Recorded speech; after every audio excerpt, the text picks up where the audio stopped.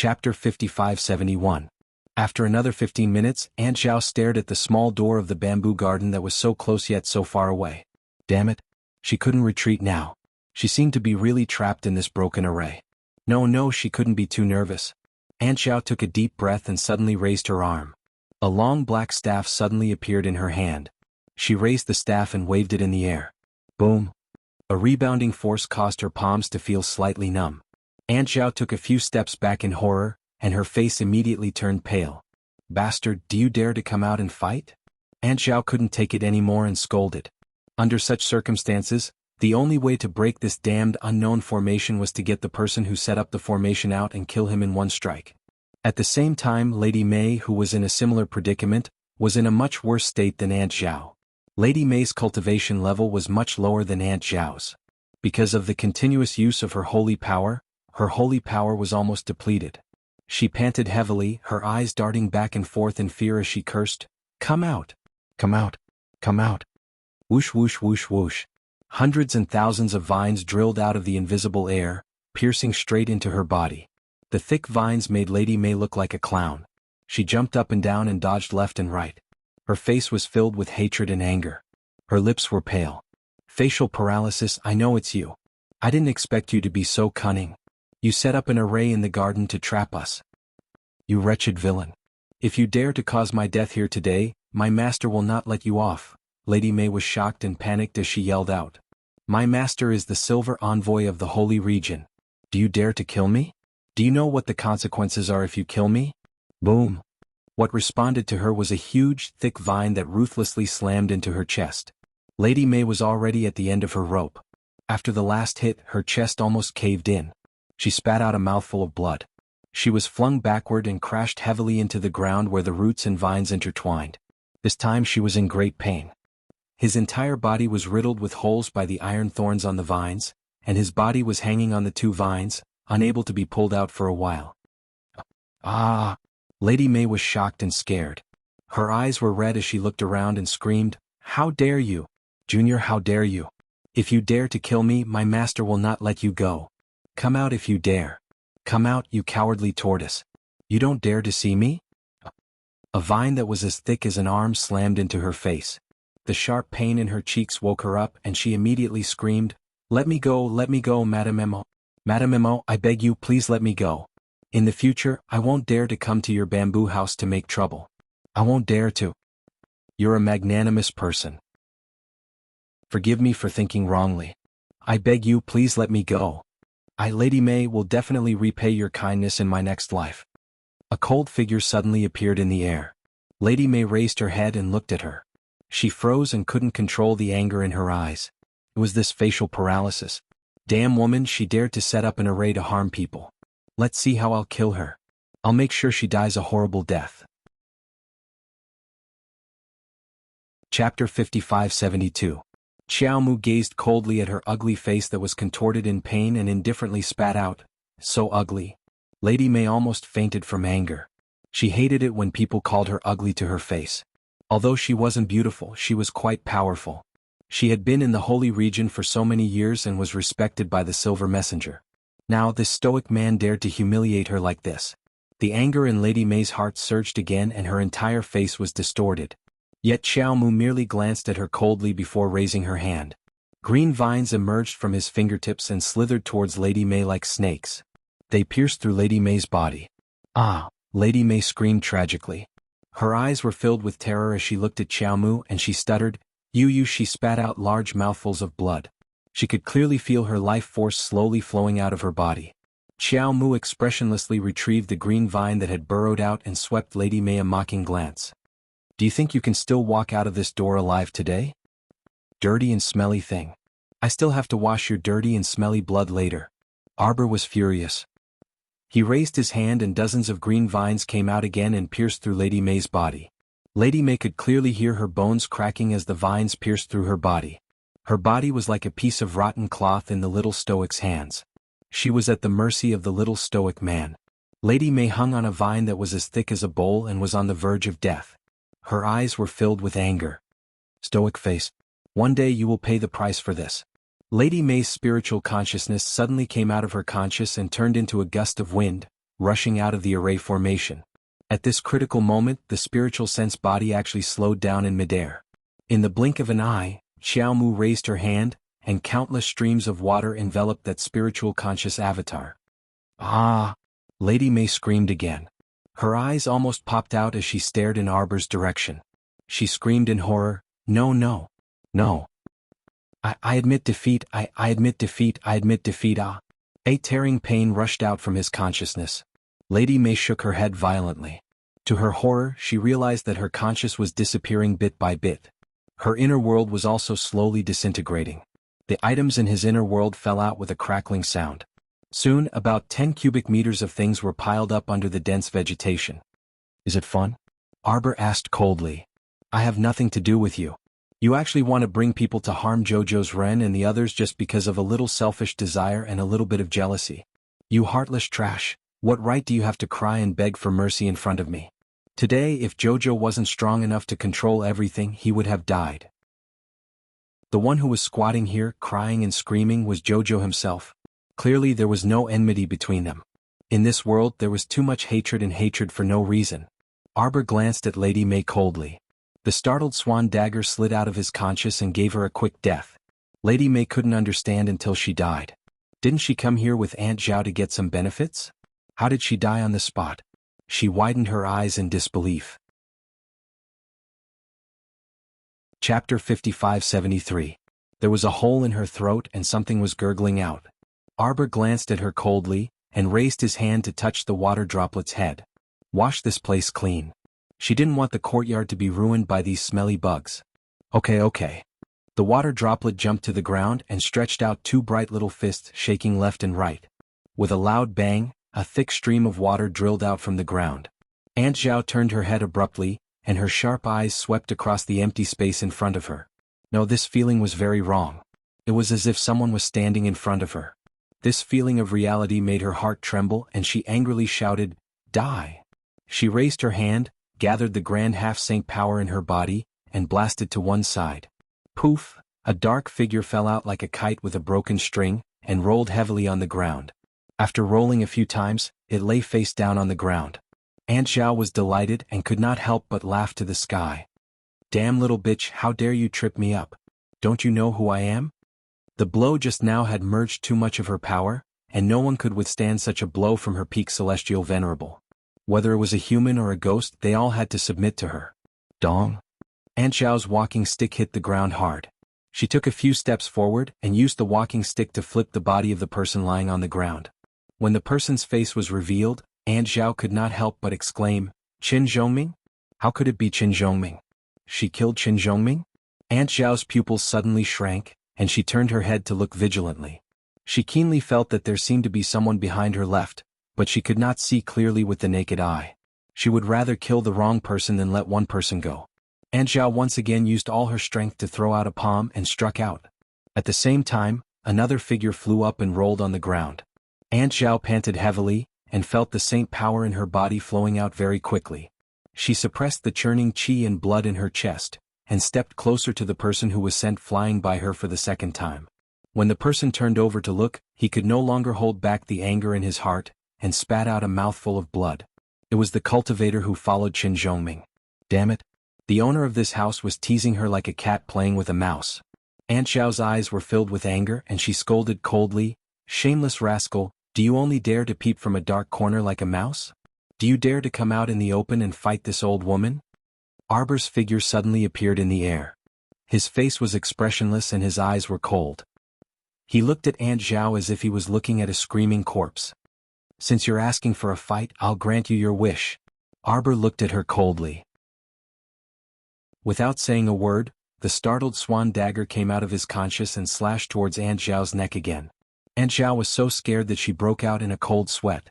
She didn't expect the young woman in front of her to have the temperament of immediately attacking after saying 3 sentences. She hurriedly created partial divine armor around her neck, but to her surprise the dagger didn't stab at her neck. Instead it pierced through her left leg. Aunt Zhao covered the wound on her left leg and roared angrily. However, she couldn't stand steadily and took a few steps back. Yo. Aunt Zhao's expression changed. If it was before, she wouldn't be afraid of this girl who had not even broken through the mystique venerable rank. Chapter 5574. But she could clearly feel the danger. Aunt Zhao had used up too much of her holy power in the previous attacks and was now completely drained. It seemed that she was powerless to deal with this expressionless person in front of her. However, this old woman was never one to admit defeat so easily. Her snake-like gaze swept past Arbor. "Stupid girl, do you think you can trap me with this stupid array?" Arbor would not waste her breath on her. She raised her hand and lashed out with a vine whip at her old face. It was a direct hit and two of the old woman's teeth flew out. Aunt Zhao never thought that this girl would come up and slap her in the face. Her entire face turned green on the spot. "How dare you?" Aunt Zhao rebuked angrily, but she was met with another vine whip, which landed on the same spot with a smack. Aunt Zhao's expression changed abruptly, and she felt a salty and wet taste in her mouth. She opened her mouth and spat out half a tooth, along with a mouthful of blood, onto the ground. Aunt Zhao immediately pounced in Arbor's direction as if she had gone mad, throwing out a few punches in a disorderly manner. Her fierce eyes were filled with murderous intent, and she shouted incoherently, "Come out!" Bang! In the blink of an eye, a giant golden-brown dog jumped out from behind Aunt Zhao, and with a roar rushed toward Arbor. Arbor raised her hand slightly, and the little white snake coiled around her wrist immediately scurried out. A giant snake shadow was cast in midair, and with a snap, it bit down. Aunt Zhao was dumbfounded. She never expected that such a young girl would have such a frightening giant snake by her side. As soon as the giant snake poked its head out, the heavy pressure suddenly enveloped her golden-brown giant dog, directly pressing it to the ground. It hugged its head and whimpered. By lying down, it happened to avoid the little white snake's huge mouth. With a cautious sound, he bit down and naturally missed. The giant snake circled in midair and turned around to hiss at the golden-brown dog. The other party lay on the ground and did not dare to move at all. It did not even dare to raise its head. In just a single exchange, it had completely submitted. Aunt Zhao finally felt a little scared. Her old face was pale with fright. What was going on? Didn't Lady May say that these people were only from the lower realm? And they had only been here for a few days, and they hadn't even gained a foothold. Why was this little girl who didn't seem to have broken through to the transcendent realm so powerful? And she had a sacred beast snake with her. No wonder she was so fearless. It made sense. A sacred beast could deal with more than a dozen people who had just entered the immortal supremacy realm. Although she had reached the peak of the supremacy realm, she had yet to enter of the supremacy realm. In front of this sacred beast, she was already struggling to hold on with just her strength alone. Moreover, she was currently in a situation where she had lost most of her strength and cultivation. There was simply no way to resist. Arbor glanced at her coldly. Aunt Zhao clutched her chest and coughed loudly. She said incoherently, "Little friend, we don't have any great grudges. Today this old woman was too reckless. I trespassed into your courtyard. I can compensate you slightly. I just hope that you can let me live on account of how difficult it is to cultivate." Arbor didn't like people like this the most. He was a god and he was also a ghost. He said one thing in front of others and another behind their backs. Chapter 5575. This kind of person usually only knew how to put on airs and put on the airs of an upper realm cultivator. Once they lost a fight, they would immediately beg others to let them go. Did they have any backbone at all? If they knew that they would lose, wouldn't it be better if they had a better attitude before? Arbor waved her hand and let the white snake deal with the woman who was at the end of her rope. She assisted from the side, using the time delay formation to make the woman reveal a flaw. The white snakelet's tail instantly coiled around Auntie Zhao's body, directly dragging her back to Qiao Mu. Arbor looked at the person coldly. Her fingertips drew in the air and gently pushed. A life-taking talisman formed in the air, carrying thousands of yin energy, entered between Aunt Zhao's eyebrows. Aunt Zhao felt chills all over her body. A bone-piercing chill came from the depths of her bones. She rolled back and forth on the ground uncontrollably, wailing and begging for mercy. Arbor just watched coldly from the side. After these people lost the fight, they kept asking the others to be merciful and let them go. But did they even think about it? If she did not master Arbor's skills today, her ending might be 1,000 times more tragic than theirs. At that time, it would be her, Qiao Mu, who would be rolling around on the ground in a wretched state, wailing and pounding her heart out. Arbor turned around coldly and ordered the water baby to clean up the ground. After returning to the galaxy, Mo Lien, who had finished copying the little emperor's words, came up and hugged the cold little wood into her arms. "Jojo, you're cold all over. Let me warm you up." Arbor did not push him away. Instead, she reached out and hugged his narrow waist. They cried and begged for mercy, but I turned a blind eye. I'm not a bad person. How could that be? Emolienne quickly hugged her waist and looked at her with her head tilted. Jojo knows the answer in his heart. If we don't fight back as soon as possible and kill them in one blow, we'll be the ones who will suffer. We're the unlucky ones. Jojo nodded, but there was a hint of displeasure on his face. It's been a long time since I've encountered something like this. They had only been in the sanctuary for a few days, yet someone had already set their sights on them, and even wanted to snatch Jojo's lotus. These people really deserve to die. Arbor said coldly, tomorrow we'll show everyone in the sanctuary a good show. On the second day, the double row of bamboo buildings became the focus of the entire sacred region. Several earth spikes were erected in front of the bamboo building. There was a person hanging from each spike. Some were completely unrecognizable, some were riddled with holes, and some had even turned into a pile of mush. Many shoujo were watching from afar in horror. Many people exchanged information with each other, trying to find out what was going on. This family is really generous. Killing the chicken to warn the monkey? A middle-aged practitioner around 40 years old smiled coldly. You're so arrogant when you've just arrived at the sanctuary. I can't stand it. Hey, that's Aunt Zhao. I heard that Aunt Zhao's cultivation base has reached the peak of the immortal sovereign realm. She's only one step away from breaking through. My God, why does Aunt Zhao look so miserable? There's not a single piece of unharmed flesh on her body. Who killed her? This family is too cruel. I see that they're all young and they even have children. How can they be so unreasonable and cruel? This family is not to be trifled with. Who knows? Chapter 5576. They have just arrived, yet they are already so high profile, they will offend many people. A few practitioners disappeared into the crowd with gloomy expressions. Another day passed and there were a few more spikes at the entrance of the bamboo building, and a few more corpses. In order not to affect everyone's appetite, Arbor's group went in and out of the bamboo building through the back door. The first tower of the sacred galaxy also opened smoothly. The price was clearly marked, and the amount of materials could be exchanged for food, bamboo, and talismans. Thinking about it, her little cauldron would be in luck for a period of time. On the first day of business, the first tower of the sacred galaxy was very popular. The dean of the Sacred Academy was very supportive, and bought a few bamboo talismans in one go. He organized a group of people and went back to build the junior branch and the youth branch.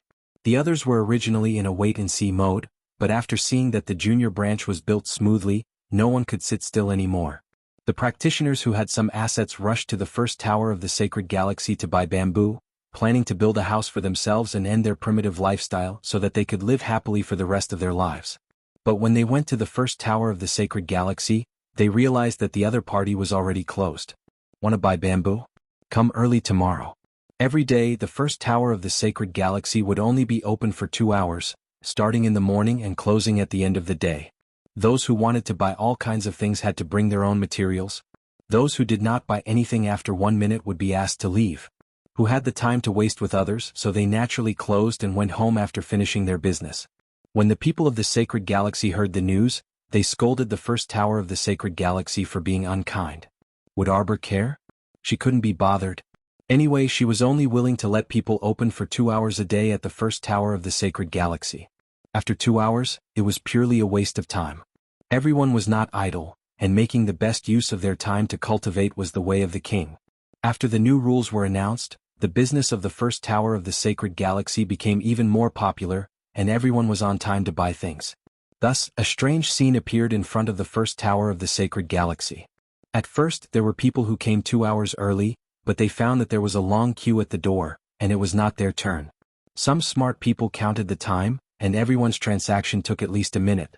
Every day they could only operate for about 60 to 70 people, and this was already a very tight schedule. If any crazy person were to cause a ruckus in the first tower of the holy region, all the time wasted would be on the buyers. The people in charge of the first sacred tower wouldn't care if you had enough time. In any case, it was time for him to pack up and leave. No one could stop him. Thus, some people started lining up in the middle of the night. Gradually, in order to get to the top 60, some people started lining up yesterday at all costs. The number of people sleeping on the floor in front of the first tower of sanctuary gradually increased. Master Dongfang Yu had gone to patrol the area, but there was nothing he could do. Due to the scarcity of resources, the first floor of the Holy Region's sales were booming. As for the two-story bamboo building in Arbor, new corpses were hung on the thorns in front of the door every day. 1 day, 2 days, 3 days, 4 days later after that, there were no more new corpses. Everyone finally understood one thing. No matter how many people came, those who dared to barge into the house were simply courting death. Chapter 5577. This group of young people might not have ascended from the lower realms for many days. But their methods, their boldness were not something anyone could compare to. All those who tried to break into their homes and plunder the resources in their hands would die in strange ways. Someone found that the corpses hanging at the door of this family all died in different ways, but they all died in horrible ways. The Nine Palaces death formation was not a joke. It really had countless ways to die for the intruders to enjoy. Starting from the 5th day, no one dared to foolishly barge into the little bamboo house anymore. In the minds of many people in the sacred realm, this 2-story little bamboo house almost became synonymous with the devil. I've been in line from yesterday to today. I've clearly been in line for almost 20 hours. How can you be like this? You came to steal my spot without another word. Hurry up and leave. That's right, big sister. You're too rude. This spot is the girls' leave. The Shioja behind them laughed as they chased them away. Their eyes, however, were fixed on the graceful woman standing in front of them. The woman who was called Big Sister had a simple and honest appearance. She was about 50 years old. Hearing this, she was so angry that she almost trembled. She pointed at the Shioja who kept telling her to give up her seat, and then pointed with a trembling finger at the graceful woman. You don't go too far. I've been in line from yesterday to today. You've all been in line behind me. How can you not know who this spot belongs to? Big sister, don't lie. I've clearly been standing here in line, don't you think so? The woman threw a flirtatious look at the 3 vulgar men behind her. The result was that the 3 immediately became smug, nodding and smiling as they said, Yes, we can testify that this spot is Mrs. What are you arguing about? Mei Yi, who was responsible for maintaining order, floated out and said impatiently, We're about to open for business and you're still arguing. Little brother, uphold justice for me. Big sister shouted angrily. These people are colluding to help this woman take my spot. Mei Yi glanced at them, unable to suppress a thread of impatience in his eyes. They would come a few minutes earlier to open the shop before 7 o'clock. But almost every day there would be people arguing and fighting over a spot. Today's incident was nothing. Yesterday's incident was even more outrageous. A few burly men fought over a seat and beat someone until his head bled. Of course, these people who snatched the seats would not have a good ending in the end. They would forever be blacklisted by the first pavilion of the Holy Region, and they would never be able to buy anything from the first pavilion in their next life. Mei Yi didn't waste his breath on them. He took out the time reversal stone and the image rune array to check what had just happened. Then he looked coldly at the coquettish woman. Miss, I advise you to leave this place immediately. I'm warning you. Since you dared to disrupt the order of the first tower of the Sacred Saint Region, you will be blacklisted in our tower. The smile on the beautiful woman's face froze. Big sister heaved a sigh of relief and patted her chest. She quickly praised, Everyone says that the first tower of the sanctuary is orderly. It seems like it's true. She had been queuing since yesterday afternoon and had been queuing until now. If they still couldn't buy some rice, then it would be too frustrating. Chapter 5578. The beauty was clearly indignant as she glared at Mei Yi and the rest. Since you're doing business, why do you need others to line up? Shouldn't everyone have a share? Oh, I get it. It's because you're running out of resources. Who knows if there'll be a tomorrow if you sell it all out today. So you're doing this on purpose to whet the appetites of the people in the Holy Region, right? Mei Yi wasn't angry at all at her provocation. He nodded with a smile. Yes, you're the smartest. You can even see through this. Then can you get lost now? The beauty was so angry that she almost choked. Obviously, with her beautiful appearance, she had never suffered such a loss before. She stomped her feet in exasperation and pointed at Mei Yi. Don't regret it. At this moment, the Holy Region's first floor was already open for business. Many people were moving forward with the flow of the crowd. This woman was blocking the path of many people behind her. Some people were already yelling impatiently. Let's go. What are you still talking about? You didn't come to line up and now you want to take a spot. What are you thinking? That's right. Hurry up and get lost. Don't block other people's path and hinder them from buying things. The beauty was furious, but she couldn't say much. In the end, she could only stomp the ground and leave reluctantly. After she left the crowd, her arrogant and domineering expression faded slightly. She turned and ran into the white fog for a few minutes. A brawny man with a missing left arm was waiting for her. When he saw this woman, he grinned. How is it? Are there a lot of things in that floor? We'll talk when we get back. She pulled the one-armed brawny man and left with him. The holy region was surrounded by white fog. Everyone relied on the road signs that appeared every 3 miles to find their way. They quickly returned to their place. A kind-looking old man with white hair had been waiting here for a long time. When he saw Lilan, he smiled and nodded. How did it go? I couldn't get in. That place is very strict. You can't enter without queuing. Lilan cupped her hands and said, Supremacy, but I believe there should be a lot of things. There are more than 100 people queuing at the entrance. They've been operating for a few days now. They've let in more than 100 people every time and sold so many things. Clearly, these people have more resources in their hands. Yes. The one-armed man chimed in and turned to look at the silent man. The dog knows how to scheme. He knows how to seek advantages and avoid disadvantages. He knows how to prioritize. Why don't you tell me? Zhao Guzi raised his pair of gloomy eyes, squatted on the ground and took a deep breath. Didn't you notice that there has been no movement from the bamboo house where they live for several days? Everyone was silent for a moment. According to my secret research, this family should have set up a very powerful talisman array in the court. The one-armed man suddenly understood. So that's how it is. No wonder they entered but never came out. It turns out that these young people who have just ascended to the sanctuary are so vicious. Just by looking at them, I really can't tell. What do you know? Zhao Guzi smiled viciously. The brighter a person's appearance is, the darker their heart is. The white-haired venerable mulberry frowned. Then what should we do? Are we just going to let it go? Chapter 5579. Retreating in the face of difficulties might also be a way to save one's life. But knowing that there was a big piece of fat meat in front of them that was almost at their fingertips, there was no reason not to snatch it. Zhao Guzi smiled. It's impossible to give up. Since we can't beat them in the open, we can take a roundabout battle line. What roundabout battle line? The few of them were slightly agitated when they heard this. They thought to themselves that Zhao Guzi was indeed not bad.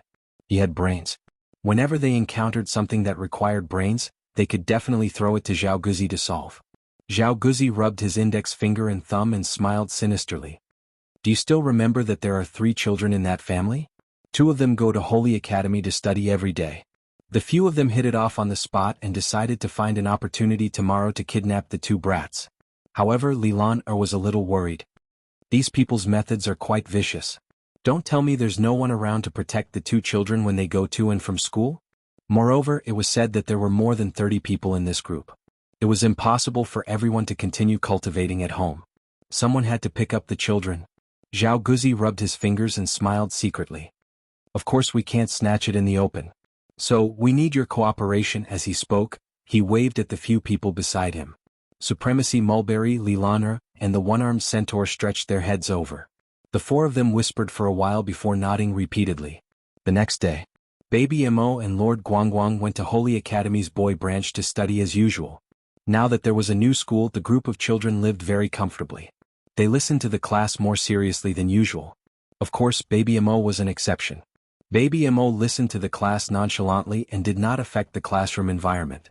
When it was time for school to end, he pulled Lord Guangguang along and walked out together with a group of little radishes surrounding the moon like stars surrounding the moon. Mo Xiao, you said that you would roast sweet potatoes for us after school today. Does that still count? A few half-grown children stared at Baby Mo with expectant looks. Lord Guangguang put his hands on his hips and snorted. Of course it's true. When has my little dumpling ever gone back on his word? The little girl who spoke said embarrassedly, But I heard from my mother that your family has opened a food ingredient restaurant. What he meant was, now that your family is doing business, isn't it a little unkind of us to come and freeload? Lord Guangguang waved his small hand. You guys should eat more. We can still afford it. The children cheered and swarmed around little Mo Xiao, walking out of the school. Baby Mo became the king of the children and was in the limelight for a while. Ma Weixian, who was standing far away outside the school, turned his head and looked at Lilan behind him.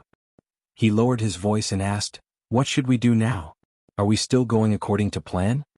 She didn't expect that this family's child would have such good luck with other children. She was actually pushed out by a large group of people. With such a noisy group of children, how was he going to deal with them properly? Lilan was a little calmer than Ma Wei. Why are you panicking? Let's wait and see. If we keep looking, they'll be gone. Ma Weixian couldn't help but feel anxious. Seeing this, Lilan gritted her teeth. Do it. Let's get rid of those little bastards first. Chapter 5580. Then the two of them ran out one after another. Lilan ran in front and pretended to cry. Ma Weixian followed behind her and chased after her fiercely. Help! Help!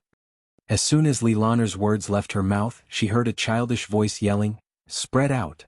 The group of children instantly dispersed from Baby Mo's side with a whoosh. Be careful of the scammers. Lord Guangguang yelled in a sharp tone. Then he grabbed Baby Mo's little arm and retreated a few steps. Lilan froze for a moment. Then she exchanged glances with the other kids who had scattered away. What kind of trick was this? Was there still any innocence left? Lord Guangguang took out a black stick from his inner world and waved it in Lilan's direction. What are you trying to do? Lilan was speechless. Ma Weixian, who had chased after them, was also dumbfounded. He suddenly felt that he could not continue acting. Lilan on the other hand, was more experienced. She fell to the ground in tears and yelled, "You bastard, how could you hit your own wife?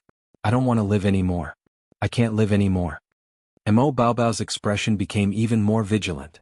He pulled Lord Guangguang back a few steps and said to the group of kids, "Fellow students, we are still young and can't interfere in the matters between adults. Let's all go home first. We'll have a meal together tomorrow." The children were scared by Lilan and Ma Weixian and lost their interest in roasting sweet potatoes. Hearing Baby Mo's words, they quickly nodded and left after bidding him farewell. Guangguang. Yes. Master Guangguang took out a spiritual energy ball from his pocket and threw it at Lilan without hesitation. Lilan was speechless. Ma Weixian was speechless. What kind of trick was this? They hadn't even done anything yet. Why did these two little brats attack first? The two of them held each other's hands and strode forward on their four short legs. Thump, thump, thump, thump. Lilan flicked her sleeve and swept all the spiritual power balls outside the barrier. Then her face turned gloomy. Zhao Guzi, who was hiding in the dark, frowned. He did not expect these two little brats to be so difficult to deal with. He gave a meaningful glance to the amiable-looking venerable mulberry tree beside him. He nodded and pretended to walk out of the white fog. When he saw the two children rushing over, he was slightly stunned. Then he smiled and stopped the two of them. With an amiable expression, he asked with a grin, "Children, why are you running so frantically?" "Grandpa, there are two weirdo uncles and aunties chasing after us." Baby Mo answered seriously, "I suspect that they are pawns who specialize in tricking children." This time, even Zhao Guzi, who was hiding in the dark, couldn't help but raise his eyebrows. Who would have thought that these two brats would be so alert? Lilan and Zhao Guzi's scene hadn't even started yet, and the two kids had already seen through it. What was going on? Even someone as smart as Zhao Guzi couldn't understand. He had no choice but to speed up the process and throw the old man out to fool the two brats. The old man's amiable-looking face was very deceptive. The two children were inexperienced and didn't understand that the kinder a person looked, the more vicious his heart was. When the old man chopped off someone's thigh bone, he would not be merciful at all. As expected, the two brats let down their guard when they saw the old man. Chapter 5581. Is that so? There's actually a peddler in the holy region? Could it be a misunderstanding? Supremacy Mulberry smiled kindly. "Children, where do you live? Grandpa will send you home." Sure. Baby Mo clapped his hands innocently. "Grandpa, we live in the Bamboo Garden." The Bamboo Garden was a well-known name in the holy region. The nearby road was now called the Bamboo Garden, and the most iconic building was Jojo's two-story bamboo house. The old man nodded kindly. "Oh, so you're children of the Bamboo Garden. Children, don't be afraid. Grandpa will send you home." Baby Mo nodded cutely and tugged at Master Guangguang. "Don't be afraid. Grandpa will send us home." Master Guangguang nodded. "Don't be afraid. Master Guangguang isn't afraid." Supremacy Mulberry heaved a sigh of relief as the huge rock in his heart was finally lifted. He heaved a sigh of relief. When he saw how the two brats dealt with Ma Weixian and Lilan, He thought that they would be very difficult to deal with. But now, it seemed that they were just slightly smarter than the average child. Supremacy Mulberry chuckled as he reached out to hold Baby Mo's hand. Baby Mo raised his head adorably and extended his little hand to Old Master Mo. The instant Supremacy Mulberry held his hand, he felt as though the child had stuffed something into his palm. Round, round, round. Alarm bells rang in his mind as he lowered his head to take a look. It was a round, pitch-black, golden ball of holy power. Baby Mo giggled and pulled Master Guangguang to run outside. As he ran, he waved defensive talismans and called out in his childish voice, "Explode!" Boom! A huge explosion shook the entire holy region. Supremacy Mulberry was miserably sent flying by a strong gust of wind and fell heavily to the ground. When he fell to the ground, his mind was still in a daze. A sentence kept replaying in his mind: he was beaten up by a child. He was beaten up by a 5 or 6-year-old brat. Supremacy Mulberry tried his best to sit up, but just as he sat up, he spat out a mouthful of blood. The unlucky Venerable Mulberry fell backwards and crashed heavily onto the ground. Zhao Guzi, who was also affected by the shockwaves, was closer to Sage Mulberry. Naturally, he was also affected by the shockwaves of the Holy Power Ball. His entire body was sent flying more than 10 meters away. He raised his head in astonishment and saw 2 children walking up to him, hand in hand. Unknowingly, one of the little baldies had a big golden hammer in his hand. He couldn't help but bring the hammer down, smashing it heavily on his head. Zhao Guzi immediately fainted like a dead dog. Lilan and Ma Weixian were both startled. They looked at the child as if they were looking at a ghost. At this moment, the 2 of them had an unusual tacit understanding. They turned around and quickly retreated into the white fog. However, at that moment, Lord Guangguang shouted, "Little Wonton, come out!" After a furious roar, Lilan and Ma Weixian fainted before they could see anything clearly. A huge crimson claw suddenly slammed on the ground, dispersing the thick fog in front of them. Baby Mo's phoenix eyes shone brightly as he walked forward with his hands behind his back with a smile on his face. He walked around the 4 injured, unconscious, and battered adults. Chapter 5582. Among the 4 of them, only Supremacy Mulberry was still conscious. However, at this moment he really wished that he could be like the other 3 idiotic teammates and just faint together. Little Wonton. Baby Mo waved his hand. The 6-legged, 4-winged, fiery beast shrunk to the size of a dog and pounced into the child's hand. Supremacy Mulberry felt that he should die first. This child actually had a holy power ball in his hand. Not only that, the shrunken beast also looked extraordinary. Could it be a divine beast? He didn't dare to think further. Zhao Guzi was really courting death. It was fine if he wanted to die, but he just had to drag them down with him. Now, not only did he fail to kidnap them, he was also knocked out by this child. Supremacy Mulberry didn't know how to ease the current situation. He lay on the ground, his entire body aching. He had been sent flying by the Holy Power Ball at close range, and the impact had been great. He knew that his injuries were very serious, and he urgently needed to find a quiet place to treat them. But that kid who was holding the golden hammer, what was he trying to do? Grandpa, do you think we're all idiots? Your acting was so fake and obvious. You suddenly appeared in front of us and said that you wanted to send us home. Even a 3-year-old child wouldn't fall for your trick. Venerable Mulberry gritted his teeth and thought to himself, only you 2 devilish children didn't fall for his trick. His benevolent face is actually very deceptive, and he has deceived many people before. When you saw us, your eyes kept darting around as if you were a thief. Who would believe you? Lord Guangguang snorted. You don't even know how to do something bad. And here I thought you had some clever trick up your sleeve. Turns out you just wanted to kidnap us in exchange for resources. So stupid. Isn't that right? The stupidest ones are the one-armed man and that old auntie. Anyone with a discerning eye can tell that you 2 aren't husband and wife. Why are you still pretending to be an old couple? So stupid. You don't even know how to act properly and be a little more professional. You were seen through with a single glance. What a joke. Venerable Mulberry felt his throat turn dry and he couldn't say a single word as the 2 little brats in front of him echoed each other's words. He spat out a mouthful of blood and closed his eyes, pretending to pass out. Baby Mo looked at him expressionlessly and suddenly turned to give Sir Guangguang a look. Lord Guangguang nodded and swung his hammer down fiercely, directly hammering the old man. The old man let out a strange cry of pain and sat up straight out of reflex. His movements were very strange and funny. He straightened his 2 hands and sat up straight. There was even a hint of pain on his face. Mo Bao Bao blinked and said, "Grandpa, your acting skills are so lame." A normal person's breathing rate after fainting is completely different from when they are awake. You pretended to faint in order to avoid responsibility. Do you think you can just pretend to faint? Sovereign Mulberry's complexion paled. He felt as if something bad was about to happen. He hurriedly begged for mercy. "Little master, please spare me. This little ancestor, we didn't know that such a noble person had arrived and offended you. Please let us off on the account that this is our first offense." They had intended to kidnap him, but they didn't succeed at all.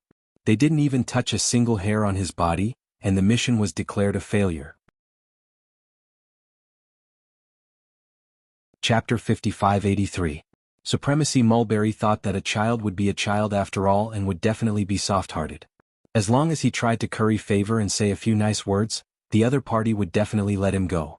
However, he didn't expect that Baby Mo wasn't a child who followed the routine.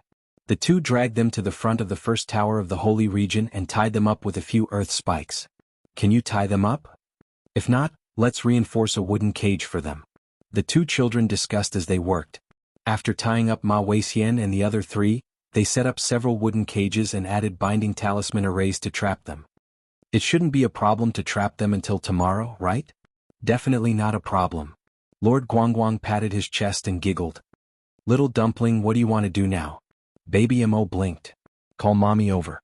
"Why are you calling stoic face mother? Are you stupid? Call mommy over to rob us." Baby Mo expressionlessly said, "Think about it, these people actually thought of kidnapping us to threaten mommy. Then we must give them something in return." Right. I heard stoic face mother say that it's impolite not to reciprocate." Mo Bao Bao grinned. Holding Lord Guangguang's hand, he swaggered back home. Reverend Mulberry felt tears welling up in his eyes as he shouted from behind, Child, come back, child. Let's talk things over." "What's there to talk about?" Baby Mo turned his little head and shouted at them from a distance. "Child, don't you just want something? I'll give you everything." Supremacy Mulberry hastily called out to them with an expression of a wise man submitting to circumstances. "Let me go first and I can give you everything in my inner world." Baby Mo pulled Lord Guangguang back and expressionlessly looked at him through several layers of binding talisman arrays. Then he shook his head. "You're coaxing me?" Supremacy Mulberry, he really wanted to slap these two brats to death, especially the one who just spoke. They were especially hateful. They wouldn't listen to soft words and wouldn't listen to harsh words. They were truly stinky brats who couldn't be persuaded by force or persuasion. "This old man is already so old, how could I trick you two dolls?" Hee. Baby Mo laughed coldly. Lord Guangguang was used to imitating his little master's way of doing things. Hearing this, he also let out a cold laugh. "Then take out the valuables from your inner world first," Baby Mo said. Supremacy Mulberry was speechless. "But what if I take it out first and you two don't let me go?" "Then you can only endure it," Baby Mo said firmly. Supremacy Mulberry thought, "Why does this sound a little unreliable? There is only one chance in front of you. Try it or not, it's up to you." Venerable Mulberry Tree endured the pain and took out a great eastern pearl from his inner world and threw it out with a wave of his hand. The instant the item passed through the barrier, Supremacy Mulberry also tried to break out of the encirclement. Unfortunately, he slammed into the barrier and was completely useless. Baby Mo's little stoic face was cold as he held the eastern pearl in his hand and harumphed. "You want to bribe this baby with this lousy thing? What kind of dream are you having?" Guangguang. I know. Little dumpling, let's go and ignore this stinky old grandpa. Even a lousy pearl is worth showing off. There's definitely nothing good in his inner world. Forget it, let's inform the stoic woman to come collect the goods. Chapter 5584. Come back. Supremacy Mulberry was about to explode from anger. He tried to negotiate with the two children. "How about this old man will give you another treasure. After you take it, you must let me out, alright?" Baby Mo remained expressionless. The old man's hands trembled as he took out a piece of purple stream gold from his inner world. He stammered, This old man obtained this piece of purple stream gold by chance when he was mining in the sacred region. It's a saint-grade material." The little fellow's eyes lit up. Supremacy Mulberry hurriedly let out a sigh of relief. These days, children were actually so hard to deceive. It was only when he took out such a precious item that the child's eyes lit up a little. It seemed that there was hope for this matter. You just needed to put in a little more effort. Child, this old man will gift you this piece of purple stream gold. The old man's face was filled with pain. He clearly knew that purple stream gold was a good item. You have to let this old man go, okay? Baby Mo nodded his little head, looking like an obedient little boy. The old man was overjoyed. He raised his hand and tossed the purple stream gold over. Baby Mo reached out and caught it. He turned it over and over in his hands as he examined it. His eyes sparkled as he turned to look at Lord Guangguang. When the old man saw his happy expression, he once again let out a sigh of relief. He used a coaxing tone and squeezed out a benevolent smile. Child, this old man didn't lie to you, right? This is really a good item. Don't worry. If you let me go, this old man will leave the eastern region and never come back to cause trouble for you. Baby Mo's little face was taut as he nodded his head repeatedly, looking very obedient. The old man's heart stirred. He looked at the child expectantly. Baby Mo turned his little head and pulled Lord Guangguang away with his short little legs. Supremacy Mulberry was dumbfounded. He immediately called out, Child, hey child. These two fucked up babies, were they actually like this? They took the item and left without looking back. They turned a deaf ear to his cries. Even now, Supremacy Mulberry was still doubtful. Had he been deceived by two 5- or 6-year-old children? A chuckle came from the side. Venerable Mulberry angrily turned his head and saw that Zhao Guzi and the others had already woken up. It seemed that they had clearly heard and seen everything that had happened between him and the child.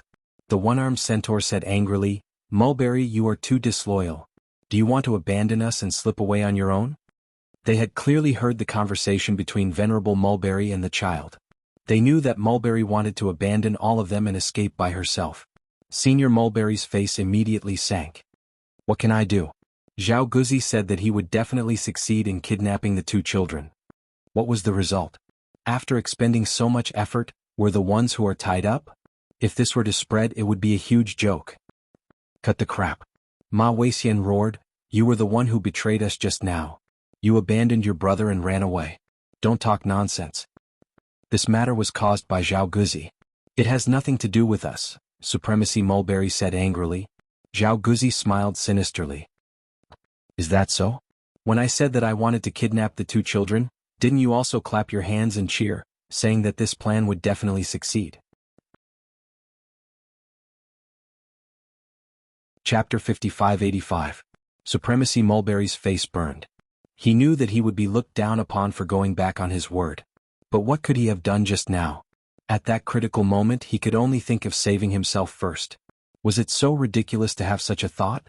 If it were the three of them, would they foolishly talk about the righteousness of the pugilistic world and not take advantage of such a good opportunity to leave? Ah, what brotherly love. They made it sound so extravagant, but it couldn't hide the fact that each of them would flee in the face of disaster. Guzi Zhao was thinking of us brothers, Ma Weixian said angrily. Enough, what's there to argue about? Li Lan was furious. We're all tied up here anyway, so we can't leave anytime soon. What's the point of arguing? The few of them fell silent, their faces revealing bitter expressions. They really poked a hornet's nest this time. They didn't expect that their group of 4 adults would have such a miserable ending when they tried to catch 2 5- or 6-year-old brats.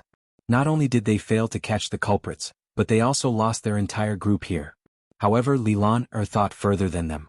She couldn't help but shudder violently when she recalled the adults' ruthless methods. Here's the author. Arbor was currently tilting his head and carefully listening to Aoye's marvelous report. He listened with great interest. His son was really promising. He was knowledgeable, intelligent, and very attentive, just like Sir Jojo. Mo Lian was used to reading his wife's expression. Seeing this, he quickly teased with a smile, our son is really like my wife. He's smart and quick-witted, very intelligent. Seeing this, he immediately became vigilant. My heavens, this really is my wife's son. He's carved from the same mold as my wife. Sitting on the side, Ma Yichen tilted the teacup in her hand. Duan Yu also choked, but he didn't say anything. They had long gotten used to Mo Lian, this guy's shamelessness. Sir Jojo nodded in satisfaction. Yi quickly lowered his head and coughed to cover his smile. She expressionlessly said, so my son will be back soon? Yes, master. Stay up late, coughed again. She then heard Baby Mo's childish voice from outside the courtyard, Mother, I'm back.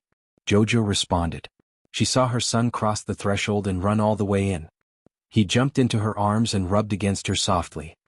Mother, Xiao Tuanzi has gained a lot today. Is that so? Jojo pretended that he hadn't heard Stay Up Late's report and put on a surprised expression.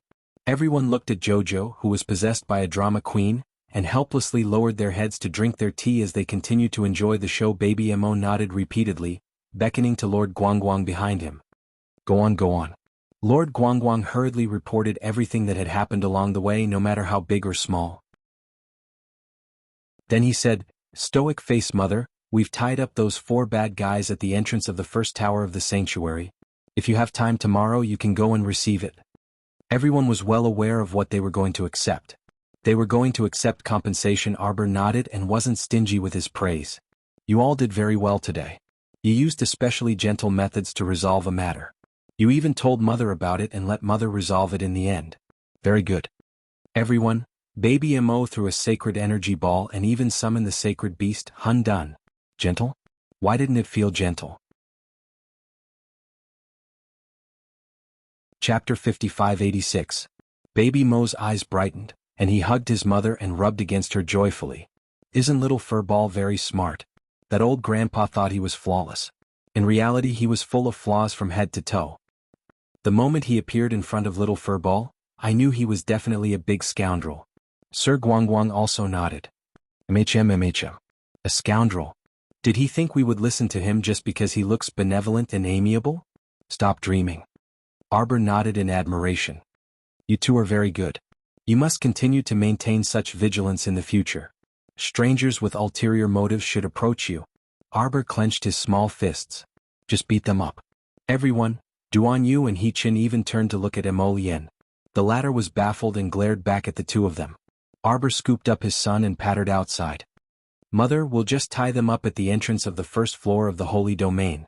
We originally planned to leave them out for a night to make them suffer a bit. Is Mother going to receive them now? On second thought, Arbor felt that his son was still the most considerate. Just leave them out for a night. It was also not bad to let them be on tenterhooks and panic for a night. Son, what you say is very reasonable. Mom will listen to you. Xiao Mu hugged her son and retreated, patting her son's small head. Baby Mo kissed his mother's cheek with a smack, eliciting an angry glare from his father. Little Furball pretended not to see his father's angry glare and turned his head away. Mother, let's go eat.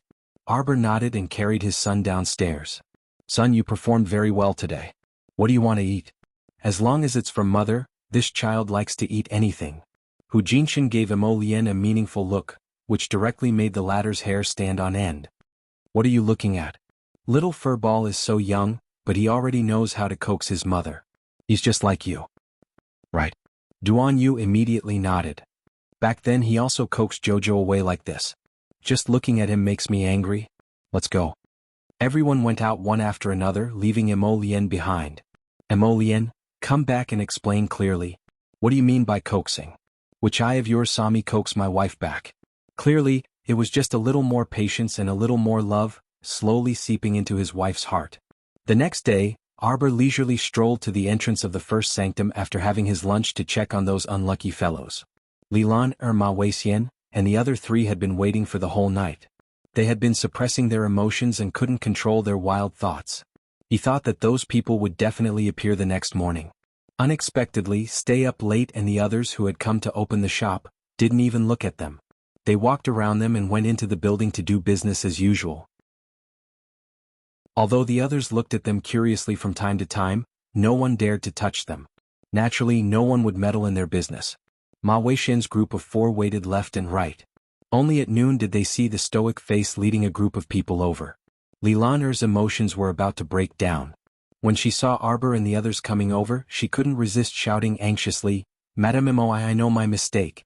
Let us go, let us go. Xiao Mu's small stoic face frostily swept an indifferent glance over them. Didn't you want to capture my son? Chapter 5587. What? We're not going to catch him anymore? Arbor said in a mocking tone. Did these people think they were so smart that they could plot something just by finding a secluded place? They didn't know that when she first came to the sacred region, she already knew that this place was special and had no cover. In order to ensure the safety of her group, she had sent shamans and magic eyes everywhere in the eastern domain of the holy domain on the first day she arrived. Demon Pupil was hidden in the thick fog. As long as it wasn't destroyed by the water spirit, it could continuously send her the information she wanted. Therefore these people thought that they were secretly plotting something, but in fact, Arbor had already seen it. Moreover, other than Aoyi, Baby Amo also had many people secretly protecting him. How could he be kidnapped by these trash? That was simply wishful thinking. Who came up with this idea? Arbor asked coldly. In fact, she already knew that Zhao Guzi had always been the strategist in this small team of 4. She only asked this because she was bored and wanted to see a good dog-eat-dog show. Him? As expected, Li Lan and Sage Mulberry pointed at Zhao Guzi without hesitation. Ma Weixian said with a pained expression, "Didn't you say that we're brothers? Why do you only want to cut ties when something happens? When brothers are in trouble, shouldn't they advance and retreat together?" "You're really naive," Arbor said coldly and looked at Ma Weixian a few more times. This person was missing an arm, but he wasn't stupid. His 3 brothers all had ulterior motives. How could they not see it? "Since you came up with this idea, you should cripple one of your arms and one of your legs," Arbor said coldly and casually threw a spirit dagger into Zhao Guzi's barrier. Zhao Guzi, like the other 3, had been trapped in this defensive array for a long time. At this moment his whole body was cold. His fingers trembled as he picked up the dagger from the ground. He stared coldly at Arbor. A woman's heart was truly the most vicious. They didn't catch the child at all. Instead they were played by the child. Now this young madam actually wanted him to cripple one of his arms and legs. Wasn't this too much? You think it's too much? Arbor couldn't help but sneer. If it weren't for my son's powerful support yesterday, I would be the one sitting here crying today. Do you think you're being wronged? You clearly didn't succeed, so why should I find fault with you? Just because it didn't succeed, it doesn't mean it hasn't been done before? If my son is deceived by you and suffers any mishap, then today, you won't just leave behind your hands and feet. Xiao Mu gazed at them coldly, and her voice abruptly turned even colder. I want all of you to not be able to enter the Yellow Springs or the underworld. You won't be able to control your life and death. Li Lan felt a chill run down her spine. She looked at Arbor as if he was a ghost from hell. She regretted it so much that her intestines turned green. If he hadn't listened to Zhao Guzi's words, he wouldn't have been so stupid as to jump into this matter. She shouldn't have come in the first place. In the sacred realm, if she offended someone more powerful than herself, no one would help her if someone came to seek revenge. Very few people were able to make friends in the sacred region. Most of them lived their lives alone. Therefore, Arbor and his group of more than 30 people ascending to the sacred realm together was simply the most sensational and rare thing in 100 years for others. Duanzong. Arbor suddenly thought of something and called out. Chapter 5588. A middle-aged man hurriedly jogged over from the crowd behind and asked with a drooling expression, Dun Jizu is here, Dun Jizu is here. Little master, what are your orders? Venerable Peach Blossom stood beside Emo Lien and raised his hand to cover his eyes, looking as if he could not bear to watch. Little Tai Sui could not help but scold, Dun Jizu, look at what you've become. A wretched old face with a puppy's expression asking for a bone. What an eyesore. In any case, Dun Jizu used to be the tower guardian of the Tower of Punishment. How did he become such a dog now? Dun Jizu turned his head and glared at little Tai Sui. If it weren't for you, would I be in this state today? What's wrong with me? Is this wretched appearance me? It's all because of that Gung Pengcheng's wretched appearance. Do you think I want this? Little Tai Sui was rendered speechless by the barrage of attacks. Emolian could not help but want to laugh. She reached out and patted the gloomy little Tai Sui's head. Little Tai Sui was instantly enraged. Because of his short stature, he was always patted on the head by others. It was infuriating. Brother Dun Jizu. Dao Wuji crossed his arms and looked at him with a smile. From what I see, if Manor Lord Gung was still alive, he would definitely not show such a wretched face. Whether one was handsome or not depended on the person. Dun Jizu was so angry that he ignored them and kept asking Jojo, Master, did you find me a good-looking body? Arbor nodded and pointed at the 4 people in front of him. Dun Jizu immediately exclaimed, Them? His voice sounded like a dying duck. Lord Jojo frowned unhappily. Are you not satisfied with any of these 4 people? Master, look at the 4 of them. Which one of them meets my requirements? His master was expressionless. Your requirements are too high. You despise the dozen or so people I found for you previously because their cultivation levels were too low. Any one of the 4 today has a cultivation level above Mystique Venerable Realm. What else do you dislike? Master.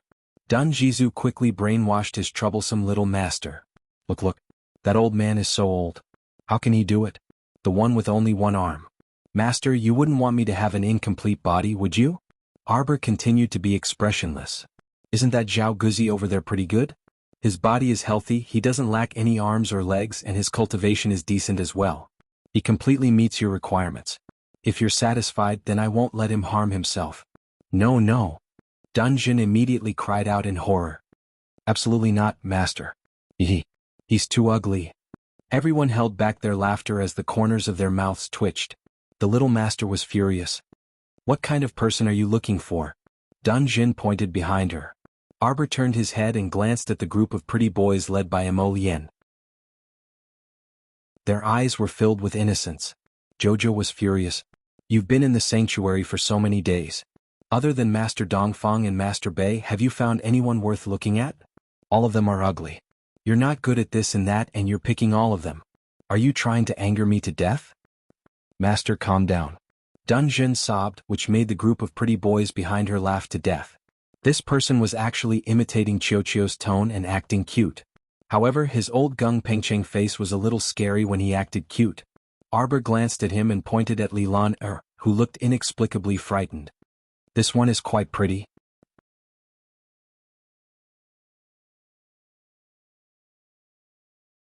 Chapter 5589. Sovereign Peach Blossom couldn't hold it in and burst out laughing on the spot. The background music behind this laugh turned into laughter. Arbor glared at them angrily. What are you laughing at? Wasn't she pretty good? She completely met the requirements of the plant. Her face was beautiful and her figure was curvaceous.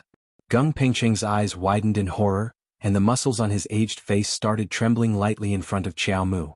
He suddenly jumped back a step and covered his chest with his hands. His face looked like he would rather die than submit. He screamed in shock, "Ma master titi that emo xing brew? That mouthful of vegetable cold liangzia." He was so shocked that the tone of his voice changed. Even his pronunciation was wrong. Everyone couldn't help but twitch their lips. Arbor said expressionlessly, "Don't you like beauty?" I'm a man." Dun Zhuang covered his chest with his hands. He widened his eyes and looked like he would rather die than submit. My innocence is not allowed to be tarnished. Whimsical Master was really whimsical. He actually wanted to provide him with a female body. How could he allow that? Everyone was speechless. Arbor couldn't help but twitch the corner of his mouth. He waved at him with a headache. Okay, you can leave. Dun Zhu hurriedly slipped away. Yana ran to Ma Shichin's side and hugged his arm. "Ma master, are you crazy?" Little Tai Sui took a glance at the two of them, and its eyes suddenly lit up as it teased, "Not bad. I think your little Master Silver has good taste." "Are you instigating me?" Tun Tun stuttered again, glaring angrily at the little Tai Sui before furtively peeking at Qiao Mu standing over there. He was only afraid that his little master would lose his mind and be slandered by the little Tai Sui, which would destroy his happy life in the future. "Isn't that so?" Little Tai Sui glanced at the two of them leisurely. Venerable Peach Blossom expressionlessly stood next to Emolien and Duanyu, one arm firmly held by Duanja. "From what I can see, back when we were in the tower, I already felt that the relationship between the two of you wasn't quite right." Emolien and Duanyu both twitched their mouths at the same time. They suddenly felt that they were standing a bit too close, so the two of them tacitly moved away from each other. Little Tai Sui continued to expose, "At that time, in order to let you out, Duanzhuang was even willing to risk his life. Speaking of which, it was true love." "That's right. True love is nothing more than that." Everlasting Blade nodded in agreement. "Think about it. If Duanzhuang becomes a woman, won't the two of you be together forever?" Little Tai Sui couldn't help but shudder at this point. Dun Zhuang immediately let go of He Chen's hand, and He Chen quickly ran to Feng Changqing and his brother's side, standing 18 feet away from Dun Zhuang. "I don't like men." Venerable Peach Blossom said immediately. I know. Infinite Blade laughed out loud. "Isn't he talking about turning into a woman?" Dun Zong. "Master, I don't want to live anymore, I don't want to live anymore, I don't want to live anymore. How dare they tease me like that?" Everyone, Sir Jojo. After a while, there was silence. Everyone thought that this matter was over, but Sir Jojo suddenly said in all seriousness, "Actually, if it's true love, it's probably not a problem even if the gender is the same, right?" Everyone, They all glared at Emolien. Did you teach Jojo something improper? The latter. Chapter 5590. Emolien quickly distanced herself from Duanyu and waved her hand at him. Stay away from me. Duanyu also despised him. She usually felt that Jojo's gaze was a bit strange when he looked at them. It turned out that this guy was spouting nonsense beside Jojo's ear when he had nothing to do, causing her mind to be filled with all sorts of strange thoughts. I think you should check what books Jojo has been reading recently. Isn't it a medical book? Duanyu rolled his eyes. When I was reading when I was young, I habitually put a storybook in between my books. Emolien immediately snorted. No wonder you're so unreliable. When I was young, I was obediently reading history and learning national policy. Scram. Duanyu turned his head away and ignored him. On the other end, Dunju sobbed, which annoyed Sir Jojo. He glared at him and roared, All right, what are you crying for? Since you're not satisfied, then look again. What was there to cry about? Look at how miserable he was. He wanted nothing more than to cry to the heavens of the holy domain. Actually, Mata suddenly said hesitantly, I think that Zhao Guzi is a bit better than his current body. How was Gung Pengcheng's old face better than Zhao Guzi's wretched face? Everyone was silent for a moment before nodding in agreement. Zhao Guzi's body had broken through to mystique venerable realm after all. Although his looks were passable, he was honestly a bit better than the wretched Gung Pengcheng. Dunju widened his eyes and frantically shook his head. Oh, Master, you promised me sob. All right. Sir Jojo was a bit impatient. I'll look for you next time. Dunju whispered, Actually, it's not like I don't have a choice. Master, the body you preserved in the ice coffin is not bad. Fuck, Dunju really dared to dream. Everyone looked at Dunju sympathetically. Sure enough, Jojo roared at him, Shut up. An ominous glint flashed in his eyes, and he chased after him, wanting to beat him up. Dunjing was frightened and subconsciously ran towards Venerable Peach Blossom. The corner of Feng Zhangqing's mouth twitched. He hurriedly raised his hand to stop Arbor, who was running over, and comforted him. Okay, don't be fooled by Dunzong's age. He is old but not wise. He's just spouting nonsense. Don't hit him. Feng Zhangfei also nodded. That's right. The more you fight, the more stupid you become. All of them glared angrily at him. The Venerable Peach Blossom God raised his hand and patted Dunzong's head. He muttered softly, You dare to think about the body of that Qin. Don't you feel disgusted? Besides, Jojo had always been a stubborn and soft-hearted little thing. Although she didn't say it, she had always tried to save Qin Xian. Unfortunately, that person's divine soul had been struck by young Master Omega Kotoku's thunder fire, and gradually his divine soul had dissipated. Whether it was the soul-returning pill or the soul-returning pill, the reason why it was effective on Bai Wuxia and Murong Sun was that at least their divine consciousnesses were intact. But this person was in a completely different situation. Nurturing a soul was easy to say but very difficult to do. If Jojo wanted to nurture eldest Qin's soul, it would be difficult to recover within 100 years. As for 100 years later, it seemed a bit too far away. Who knew what would happen then? Dunju let out an aggrieved, oh, and quietly said, I just think that he looks all right. Chapter 5591. Venerable Peach Blossom couldn't help but roll his eyes at him. He didn't expect Dunja to have such high standards. He actually said that eldest Qin's suave and elegant appearance was all right. Back then, Dunja's body didn't even have 1/10 of eldest Qin's elegance. High standards and all kinds of troublesome things. No wonder Jojo wanted to beat him up. He was asking for it. On the other side, Arbor couldn't be bothered with Dunja. She walked over to Zhao Guzi and the others and shouted impatiently, Why aren't you doing anything? If you can't do it, I'll find someone to help you. Zhao Guzi's face was ashen. He naturally heard the conversation between Arbor and the others just now. These people actually said that they wanted to take over his body as if there was no one else around? Wasn't this a little too much? What was even more outrageous was that the little old man with the wretched gaze actually looked down on his body. Who was he showing that disdainful expression for? Chio, help him. The moment Arbor's voice landed, a vine as thick as an arm slid out from her sleeve. It suddenly probed into the barrier. Zhao Guzi turned pale with fright. He hurriedly raised his wrist, and the sharp tip of his dagger pierced towards that vine. In the blink of an eye, the vine swiftly wrapped around his arm and shook lightly. The dagger in Zhao Guzi's hand was thrown out with a thud. That vine was very energetic. It swayed proudly in front of Zhao Guzi. Then it swept up the dagger on the ground and slashed towards Zhao Guzi's arm. Zhao Guzi took a deep breath and hurriedly created a divine armor on his left arm to protect himself.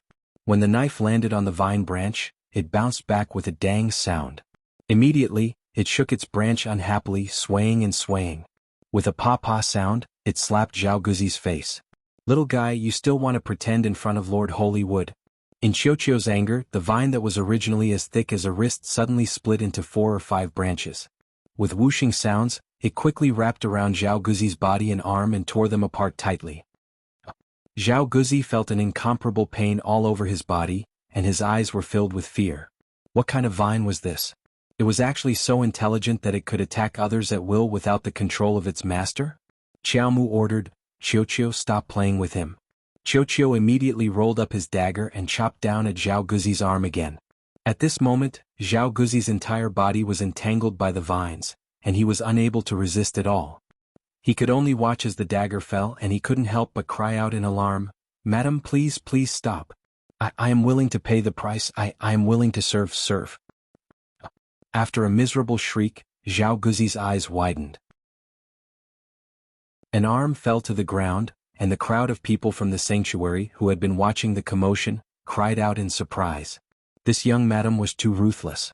He really didn't give them any room for negotiation. He chopped off the arm just like that and didn't even discuss it with them. Arbor stared coldly at Zhao Guzi.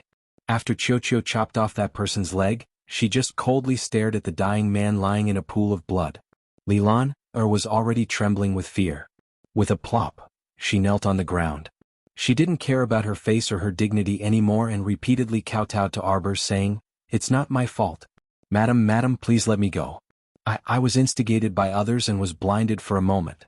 That's why I did this. I won't dare to do it again. Madam, please forgive me." Chapter 5592. Ma Weixian was completely scared out of his wits. He immediately felt that the wound on his broken arm that had been healed for many years was starting to hurt. He had only heard of the little madam's vicious means before.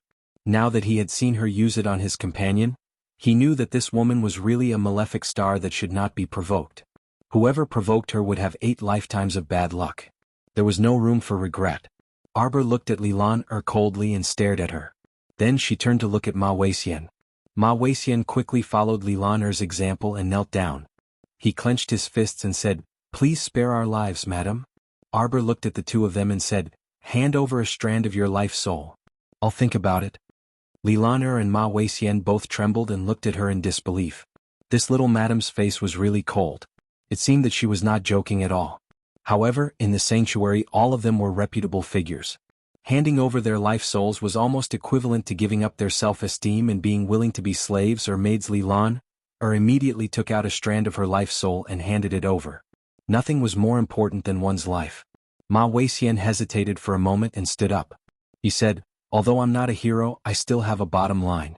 Madam, if you take one of my arms and one of my legs, I swear that I won't hand over my life soul." Arbor looked at him with a faint smile and nodded slightly. "Okay, I'll respect your choice." Her tone was soft and unhurried, with a trace of unknown gentleness. However, in the ears of the others, they felt as if they were in an ice cave. They could not help but tremble slightly. "Since you've lost an arm, I'll take one of your legs as a warning to others. If I find out that you have bad intentions and want to take revenge and kidnap my son," Arbor's cold voice sounded in Ma Weixian's ears, "I'll let you live. No, you die." Everyone shuddered and was momentarily at a loss for words. The young madam's voice was too cold and resolute. For a moment, other than her incomparably cold voice lingering in their minds, they couldn't hear any other sound clearly. Ma Weixian breathed a sigh of relief. At least he still had one hand that could move for the rest of his life. At first, he thought that he was going to lose both hands, so he was really worried. He glanced at Arbor with a wry smile. It couldn't be said that he didn't feel any resentment at all, but Ma Weixian's personality was just like that. Since he was the one who committed a foolish crime and was caught alive, it wasn't impossible for others to punish him. He wanted to kidnap someone's child, but his hands and feet were chopped off by the adults. He could only admit that he was unlucky. As for slowly taking revenge or something like that, he couldn't help but laugh bitterly at himself as he thought to himself, "How would I dare to think about it?" After seeing a ghost, how could he not be afraid of the dark? The young madam's methods were already so powerful, not to mention that she had so many people behind her. Although this young madam was the only one who came out to solve the problem, the men and women behind her didn't look like good people. Ma Weixian gritted his teeth and chopped off one of his legs. Lilan couldn't help but shudder. She didn't dare to cut off her own limbs. As long as there was a chance of survival, she wouldn't beg for death. Kill him, Arbor ordered coldly. Lilan's pupils shrank, and she was so scared that she suddenly felt cold all over. However, she soon found that she had made a mistake. It turned out that the young madam's words were directed at Venerable Mulberry.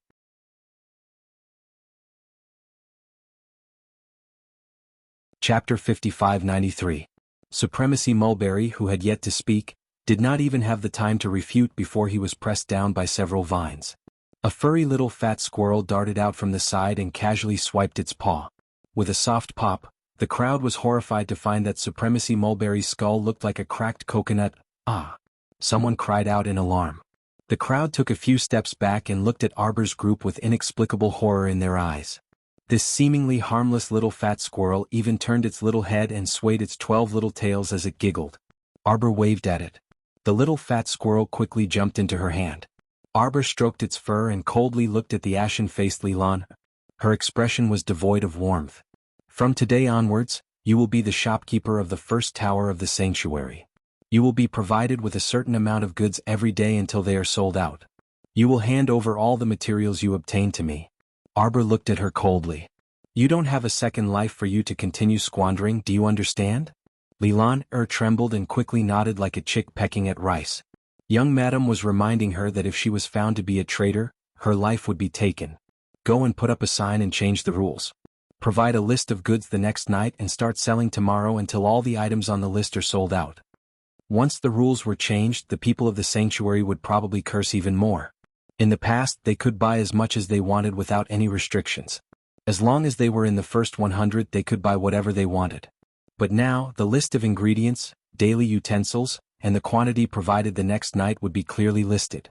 Although the quantity was not small, if they encountered a large quantity, they would basically be sold out by a dozen people. The rest of the people did not even need to line up. Therefore, the people who came to buy the goods after that were even more troublesome. Before they lined up, they had to count how many things the people in front of them wanted to buy and whether they would be the one who sold out. Therefore, not long after, the people lining up at the entrance of the first tower of the sanctuary started to line up earlier. Everyone wanted to fight for the first, second, and third seats in line. Lilan started doing business in the first tower of the holy region. What she didn't know was that the first pagoda of the holy region was filled with demonic eyes and hidden image talisman arrays.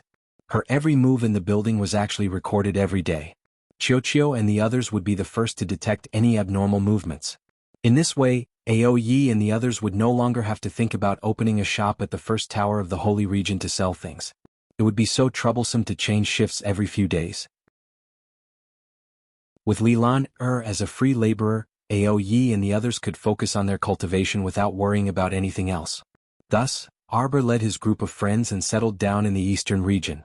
Ever since they revealed their incomparably terrifying methods and deterrence, from that day onwards, very few people came looking for trouble. No one dared to covet the resources in their pockets. What a joke. Before coveting other people's resources, one had to first see if one had the life to enjoy them.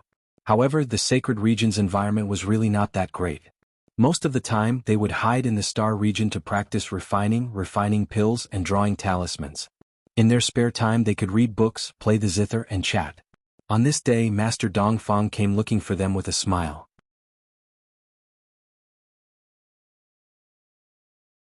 Chapter 5594. Master Dongfang and Steward Li Yang came together. The two of them stopped outside the small courtyard very politely and waited at the door with a smile. Who didn't know that Madame Mo's small courtyard was like a tiger's den? Although he had some friendship with young Master Mo and Madame Mo, it was better to abide by the rules. After a while, Aoyi hurried over and led the two of them in.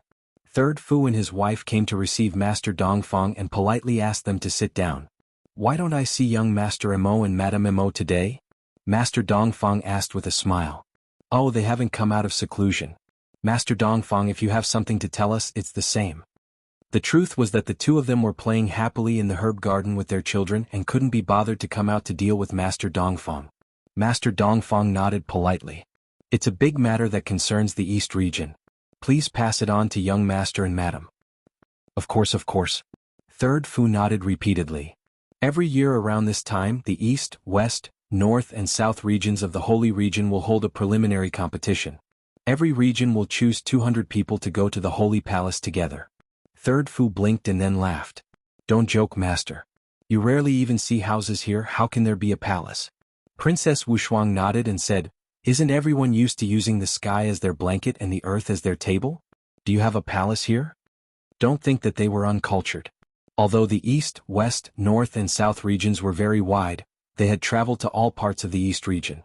Everywhere was a vast expanse of whiteness, and there was no difference between them. There shouldn't be much of a difference in the other three regions. Master Dongfang touched his nose embarrassedly. You two misunderstood. Our holy palace will descend from the sky around this time every year. This is actually the benefit of ascending to the holy region. Every year, the heavenly Tao will send the holy palace down to the holy region. In addition to many rare treasures, it is said that there are many holy beast eggs. Dong dong dong dong dong. The sound of the bamboo stairs suddenly sounded. Third Fu and his wife couldn't help but silently twitch the corners of their mouths. At the same time, they turned to look at the stairs and pretended to be surprised. Ah, big brother, sister-in-law, you two are out of seclusion? Bah. His sister-in-law must have heard about the sacred palace and couldn't hold back her curiosity. She ran out of the star domain and pretended to come down from upstairs. Lady Jojo expressionlessly walked down the stairs with small steps, trying her best to maintain a face that was as cold as ice. Emolian had a smile on his lips as he held his wife's hand. He smiled and nodded politely at Master Dongfang. Master, what brings you here today? Master Dongfang hurriedly stood up with a smile and bowed. With a face full of courtesy, he said, Just now, I mentioned this matter to young Master Fu and Madame Fu. It's about the descent of the heavenly Tao into the holy palace. Every year, the North, South, East and West regions of the sacred region will hold a general election for this reason. The top 200 will be chosen to enter the holy palace. I have 2 guaranteed spots and I'm willing to give one to one of you. Master Dongfang smiled. I have a presumptuous request. I hope that after entering the sacred palace, young Master Mo and Madame Mo can bring me along. Arbor blinked. Chapter 5595. Master Dongfang was actually here to express his goodwill. Third Fu and Princess Wushuang couldn't help but cheer in their hearts. Master Dongfang, you was really a scheming person. He actually wanted to use a guaranteed spot in exchange for Jojo's teammate.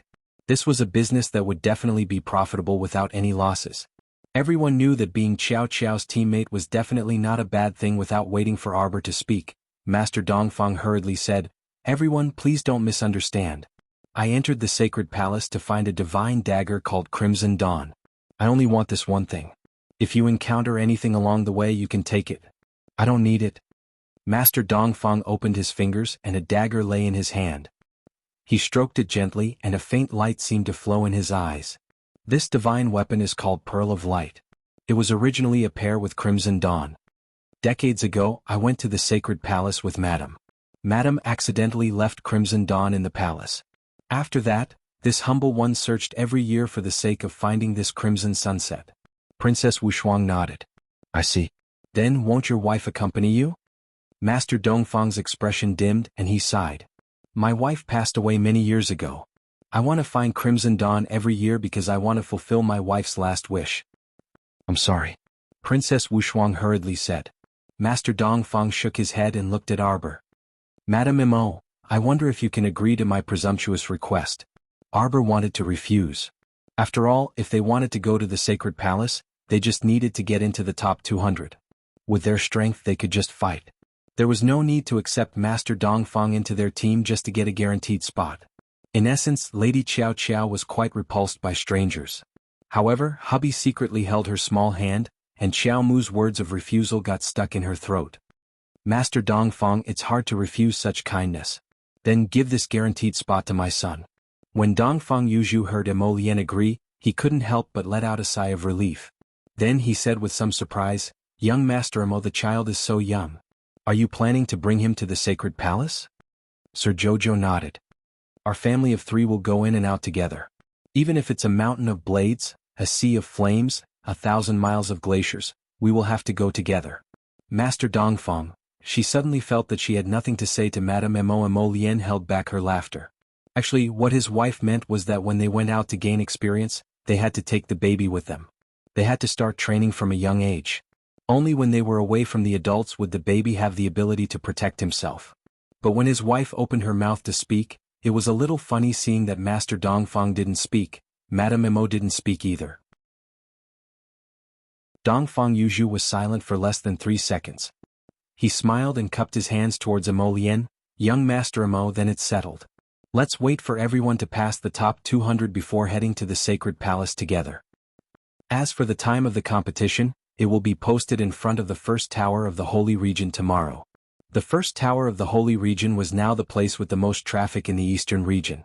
If the notice was posted there, everyone would know about it very quickly. Third young Master Fu sent Master Dongfang out. When he returned to the room, he heard Master Jojo complaining, "Why did you bring an outsider with you?" With Master Jojo's temper, he probably wanted to secretly release some members of the Phoenix clan in the sacred palace, but if there was an outsider in his team, it would be inconvenient to do anything.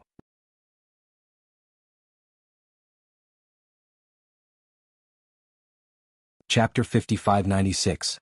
Emo Lien smiled and pinched her little hand. I don't believe that you are not curious.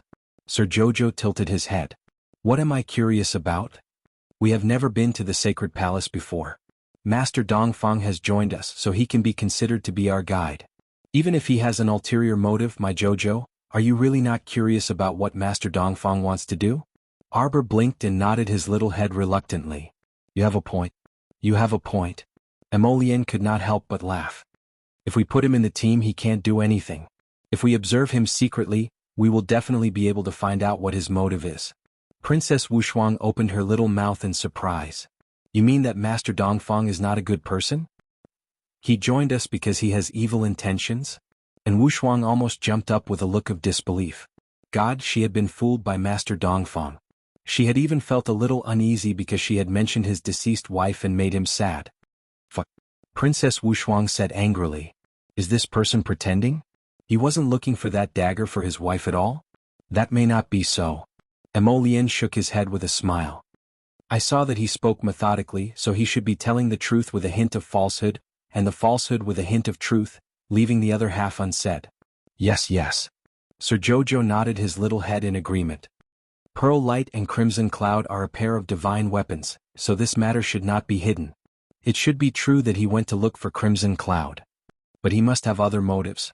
Third young Master Fu walked up with a smile and held on to the furious Princess Wushuang. Forget it, let's not bother about this person. No matter what, when we enter the sacred palace, his motive will be revealed sooner or later. I am so angry, Princess Wushuang said angrily. I sympathized with him just now. Lady Qiao Qiao sighed and looked at Princess Wushuang faintly. You're all too naive. Without Lord Qiao Qiao watching over you, you would often be deceived. With these words, the little emperor turned around and walked upstairs. Everyone was speechless. Princess Wushuang did not know whether to laugh or cry as the corners of her mouth twitched. She looked at her eldest brother and said, Eldest brother, you should control sister-in-law. She looked so proud that she wanted to pounce on him and rub his head. Emo Lien shrugged helplessly. I can't do anything about it. It had always been his wife who took care of him. There was no reason for her to take care of her wife. And how could a daughter-in-law control her? She had to spoil her. Baby Mo's section break. Little Tuanzi, I also want to sign up for the preliminaries. Fight for a spot in the top 200. Lord Guangguang's short body was squeezed out of the crowd as he waved his small fist and said. Baby Emo leaned close to his ear and whispered. Sir Guangguang furrowed his brows. But the stoic mother said that there's an outsider in our group this time and we have to move together with him. I might not be able to come out from time to time. You've forgotten. You can transform into your original form. Baby Emo looked at him as if he was looking at an idiot. Can't I just hold on to you?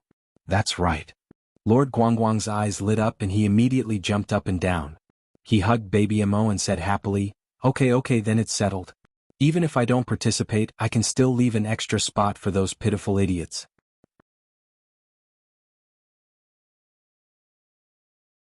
Chapter 5597.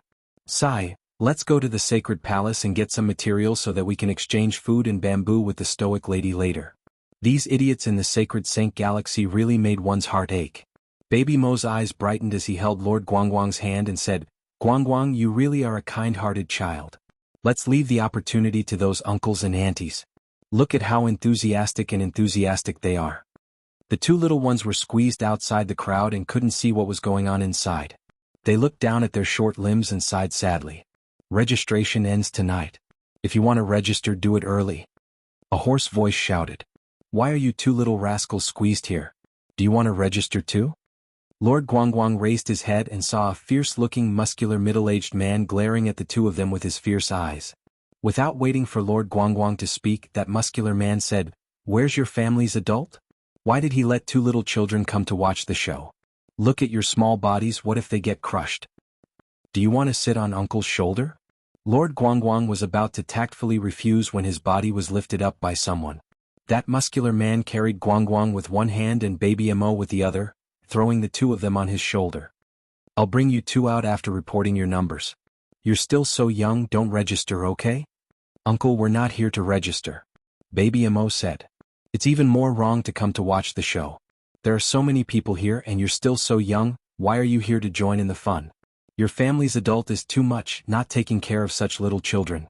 That muscular man kept nagging.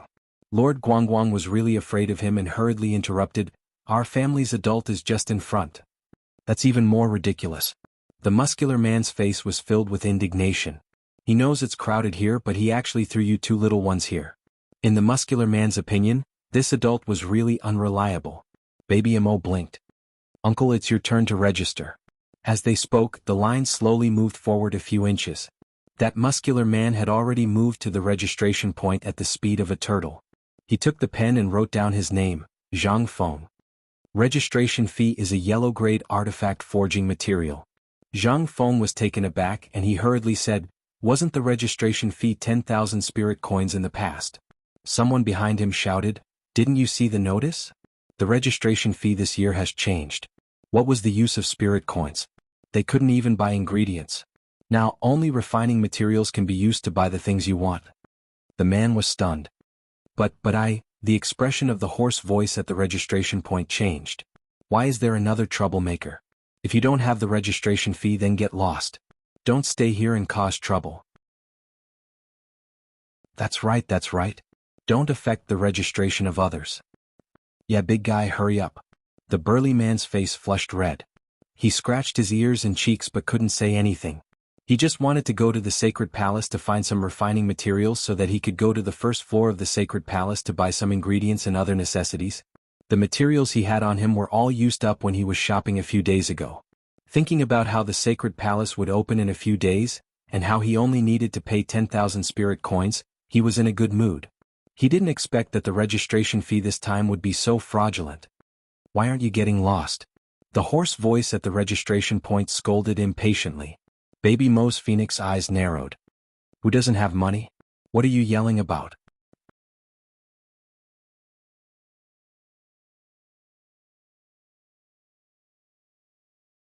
Chapter 5598.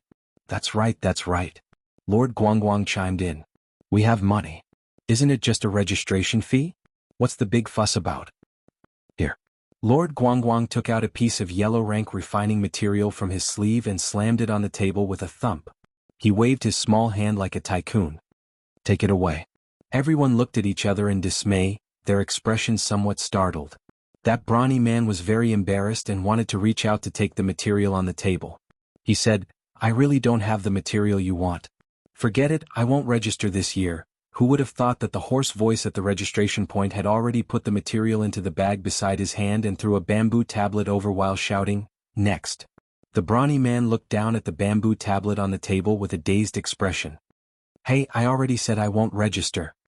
The hoarse voice shouted, "What are you blabbering about? The registration fee has been paid and you've signed your name. Hurry up and scram to the next one to continue. Don't waste everyone's time." The brawny man was furious. "Uncle, let's go. What's there to fight over with him?" This person at the registration point was clearly robbing them. Baby Mo patted Zhang Feng, indicating for him to take the bamboo tablet and lead them out of the crowd. Zhang Feng was very embarrassed as he scratched his head and said, I'll strive to enter the top 200 and enter the sacred palace. I'll find a few good refining materials and return them to you. He was such a big person, yet the registration fee was paid by 2 children. It was truly shameful. If the children's parents found out about this, would they blame him for scamming 2 ignorant children? When Zhang Feng thought of this, he unconsciously became deeply worried. Baby Mo looked at him in confusion. Uncle, we've already registered and paid the fee. Why are you still frowning? Zhang Feng laughed bitterly. You 2 children took the initiative to pay the registration fee for me. If your parents find out, I'm afraid they'll come to settle the score with me and say that I cheated you. Lord Guangguang couldn't help but roll his eyes. Uncle, you're thinking too much. Stoic Face won't go through so much trouble with you for a mere yellow rank material. That's right, that's right. Baby Mo nodded vigorously. If Little Cauldron eats 1 less mouthful, there will be a pile of materials left. Zhang Feng didn't understand, so he didn't say anything. Baby Mo saw that he was suddenly in low spirits and raised his hand to pat his half-bald head. How about this, Uncle? We'll come to watch the competition tomorrow, and you'll help us squeeze to the front. That would be a great help to us. Zhang Feng smiled and said, You 2 kids must have snuck out. If I come out to watch the competition every day, won't the adults at home be worried? Why are you in such a hurry? We're incognito, ahem, we didn't sneak out. It was Mother and Father who let us come out to gain experience. Zhang Feng thought to himself, his parents are really big-hearted. Then he nodded and said, Then you must tell your family before you come out. Also, if Father and Mother don't allow you to come out, then don't come out. After all, you guys are still too young. Don't worry, Uncle. Lady Guangguang held his small arm. Little Dumpling and I are actually very strong. Even if 8 or 10 of them come, they won't be able to defeat us. Zhang Feng, he thought to himself, looks like the parents of these 2 kids are definitely a pair of weirdos. Otherwise, they wouldn't be able to raise these 2 awesome little fellows.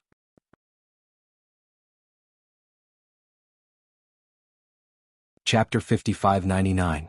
Alright, if you can make it out, I'll see you here tomorrow. I'll bring you in to watch the competition. The 2 children jumped up and cheered. Okay. Uncle, don't worry. We'll be there on time tomorrow. On the other side, Stay Up Late was telling Emolien and Arbor about what had just happened. Little Master made a silly friend in less than 10 minutes. They even agreed to watch the competition together tomorrow, Stay Up Late said, speechless.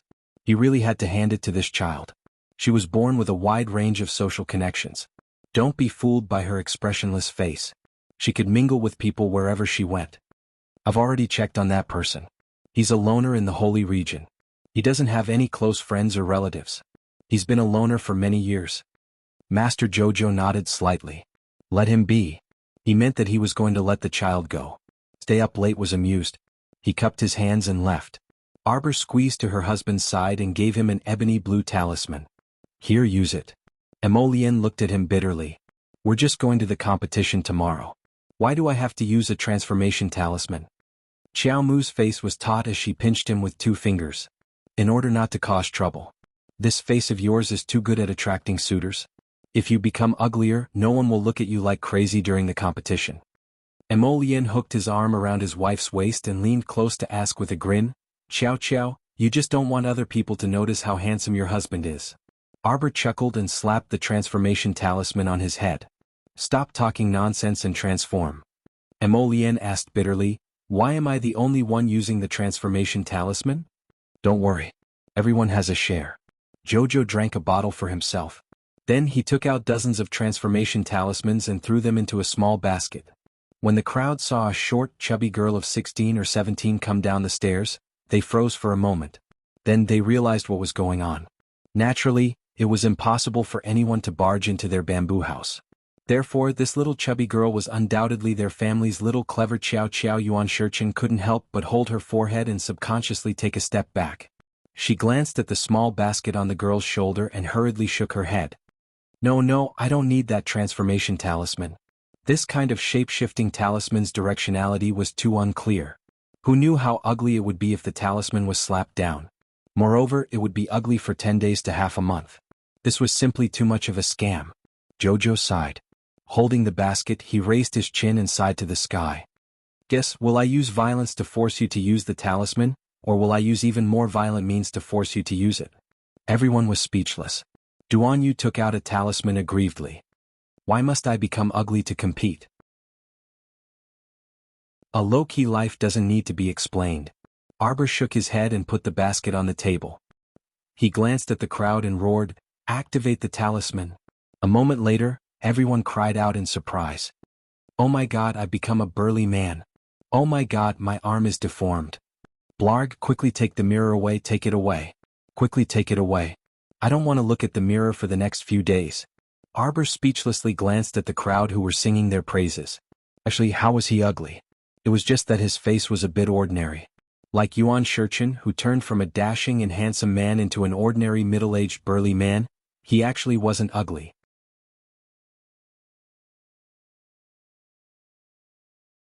Chapter 5600. Arbor said expressionlessly, "If you're not satisfied with yourselves, you can use another talisman and transform again." Everyone waved their hands. No need. Let them off. What if they used it again and turned out to be less reliable than they were now? What should they do then? Arbor silently glanced at them. A bunch of idiots possessed by acting geniuses. There were actually people who cried because of their ugliness and hid in a corner to secretly wipe their tears. Truly hilarious. Alright, get ready. Perform as usual tomorrow. She thought for a moment before instructing, but don't beat them to death on the spot. After all, they were only going to participate in the competition to get a spot in the top 200. There was no need to beat those bitter idiots in the holy region to death. Those people had already suffered enough these years. It wasn't easy. Arbor heaved a long sigh and turned to leave with his little paws behind his back. Jojo's attitude is a bit off, Feng Zhangfei couldn't resist exclaiming softly. His elder brother, Feng Changqing, irritably smacked him. Don't speak nonsense. If she usually went to a mystic realm or something like that, she would definitely be very excited and have long planned to take it down. But look at today. She doesn't seem to have any designs on this holy palace at all. Everyone silently nodded and gave Feng Zhangfei a thumbs up in their minds. He was very right. If it were in the past, Jojo would have long planned to refine the holy palace and store it in the star domain. But now she was actually so modest. It truly exceeded everyone's expectations. Jojo is a person with a hard mouth but a soft heart. Duan Yu smiled faintly. Her heart must have softened when she saw the people in the holy region suffering so much. Mai Chen nodded and then covered his eyes. Don't smile, you're too ugly. Duan Yu's smile suddenly froze on his face. The bets are open, the bets are open. Place your bets, place your bets. The competition list is here. Everyone can place their bets and have a chance to win. Place your bets before the start of the competition. Stop placing bets before the start of the first match. Hurry up, hurry up. There's less than 30 minutes left. Time waits for no one.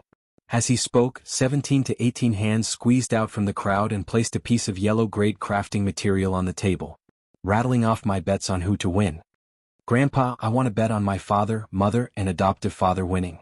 The old man who opened the gambling house looked up and saw a little boy who looked like he was carved from jade sitting on the arm of a strong man. He took out a piece of paper from his sleeve and handed it to the old man. So many people? After a series of actions, the old man collected more than 30 pieces of yellow-grade materials from Baby Mo. He then chuckled and gave him a list of bets with his fingerprint on it. It was obvious that this child was from a wealthy family. Otherwise, how could he take out so many materials in one go? Old grandpa, don't tell me that you're going to take all of our bets and run away with the money? Baby Mo asked in a childish voice. Lord Guangguang glared at old man Kai and said, If you dare to covet our little dumpling's money, I will kill you. Everyone, although they felt that these two imps were speaking in an old-fashioned manner, it was inexplicably hilarious. But some shrewd people also stared at the old man suspiciously. I think we should all take turns watching him here. Otherwise, he might really run away with the money like the child said.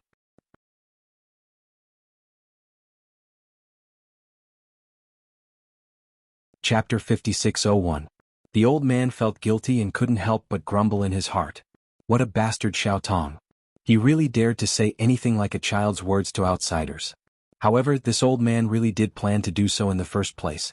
He wanted to get some money and run away first. Anyway, these people would definitely pay attention to the competition later.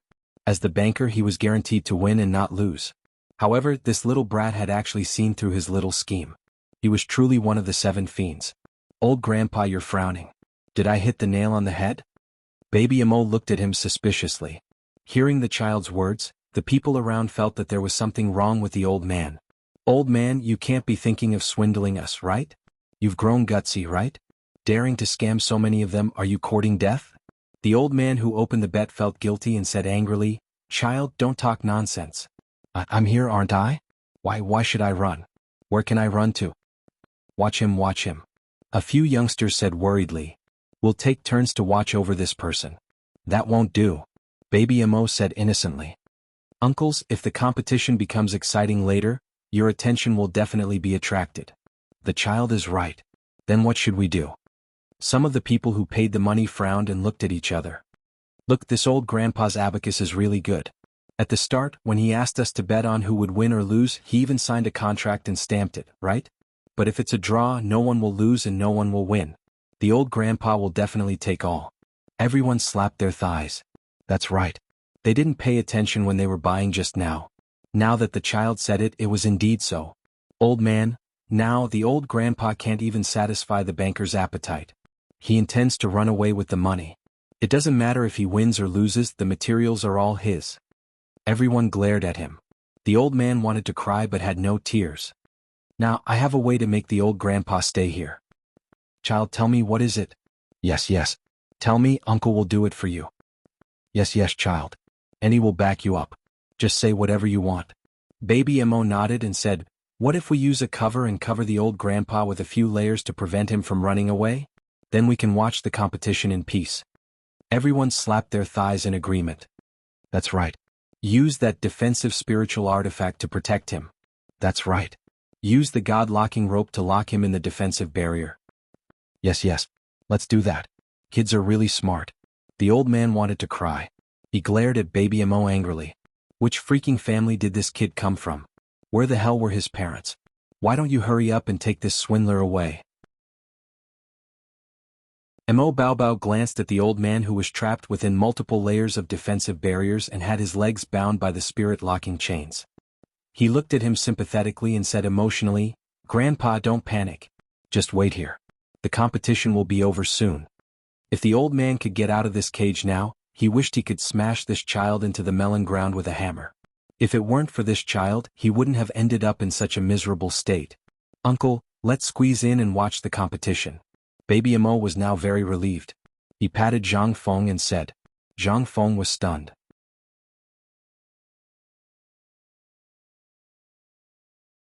Chapter 5602. Who would have thought that with just a few words, this brat would be able to trick everyone into teaching the old man a lesson and locking him up in the defensive barrier? This was really Zhang Feng did not know what to say. Could this brat be the reincarnation of a demon? How could he be so meticulous?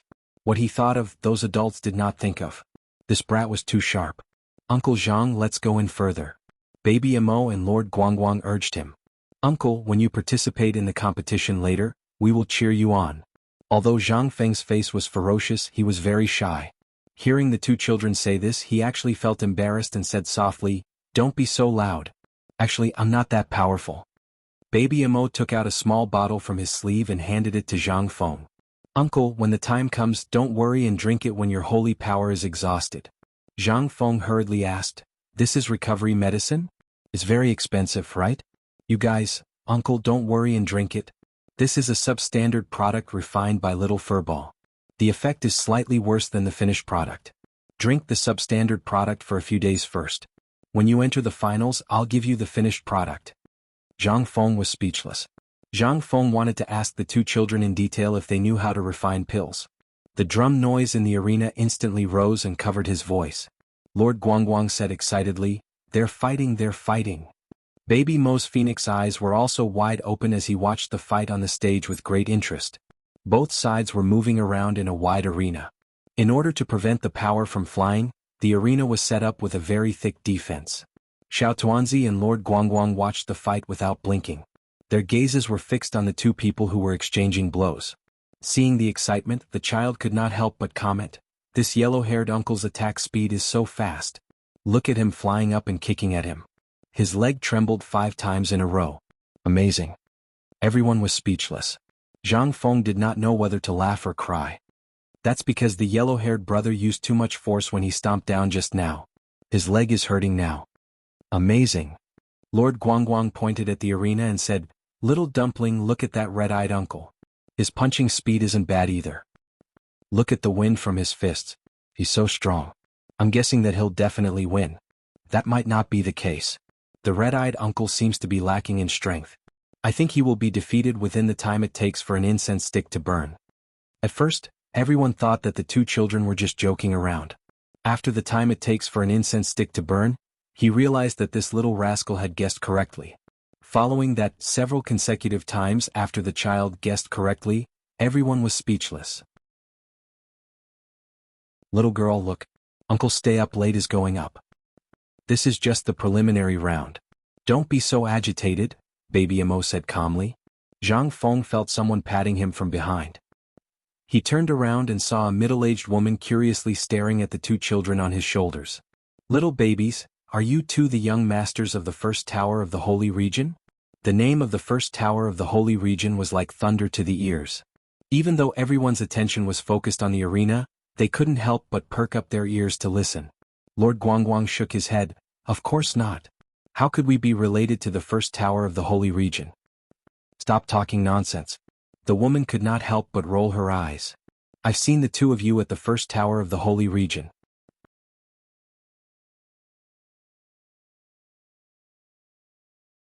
Chapter 5603.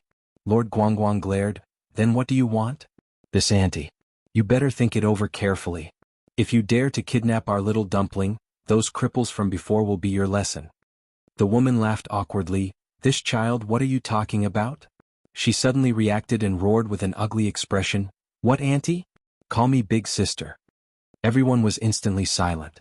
Zhang Feng couldn't help but be speechless. This woman looked like Sun Yang, but who knew how old she actually was? A few hundred-years-old woman actually had the nerve to let the two children call her big sister. Child, big sister wants to go to the first floor of the sanctuary to buy something. Seeing you two little bosses, I'm happy. Zhang Feng turned around and asked, you guys are really the little bosses of the first floor of the sanctuary? Lord Guangguang hurriedly waved his small hand modestly. No, we're not. We're not some boss, the first floor of the sanctuary is our stoic mother's. Buy things early tomorrow. Baby Emo curled his lips. Now, don't disturb him from watching the competition. He saw Uncle Ao Yi, Uncle Mata and Uncle Duanmu in succession, winning the competition almost effortlessly. There wasn't any suspense in today's qualifier. The little dumpling counted with his fingers, and only then did he give the old grandpa more than 30 yellow-level materials. Logically, the old grandpa should compensate him close to 70 pieces. Later, when Uncle Zhang's competition is over, we'll go find the old grandpa to settle the accounts. Lord Guangguang nodded vigorously. That's for sure. Look, stoic mother is going up. What's there to be excited about? Mother will definitely win. Baby Emo looked calm on the surface, but he was extremely excited on the inside. He watched as his chubby stoic mother hopped onto the stage with small, quick steps. The opponent rushed over 5 meters, 4 meters and 3 meters already right in front of his eyes. The chubby stoic mother suddenly flew over like a cannonball and fiercely punched that person's chin. Everyone heard a crack sound and their hearts shrunk. That unlucky competitor was kicked out of the arena like a kite with a broken string and rolled into the crowd. Lord Guangguang exclaimed, Stoic mother is as scary as always. A matter that could be solved with one fist would never be solved with 2 fists. Zhang Feng could not help but tremble. Just now, he had clearly seen the contorted expression of that fellow in the competition, as well as the teardrop at the corner of his eye when he was sent flying. One move was enough to kick him to the point where he couldn't find north. Everyone was shocked by his combat ability. Uncle, can we choose our opponents in a small area for tomorrow's match? That's right. We'll finish this batch today. Tomorrow we'll probably continue in groups of 10. Among these 10 people, each member would designate their opponent. Both sides must point at each other before the next round can begin. Zhang Feng regained his senses and hurriedly nodded. That was, if he didn't hit the target the first time, he would choose a new one.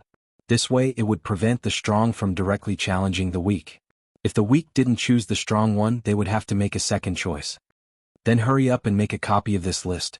Don't choose my father, mother, and foster father. The kind-hearted Baby Mo hurriedly slapped his wager list onto Uncle Zhang's chest with a conflicted expression. If you're really that unlucky, you'd better.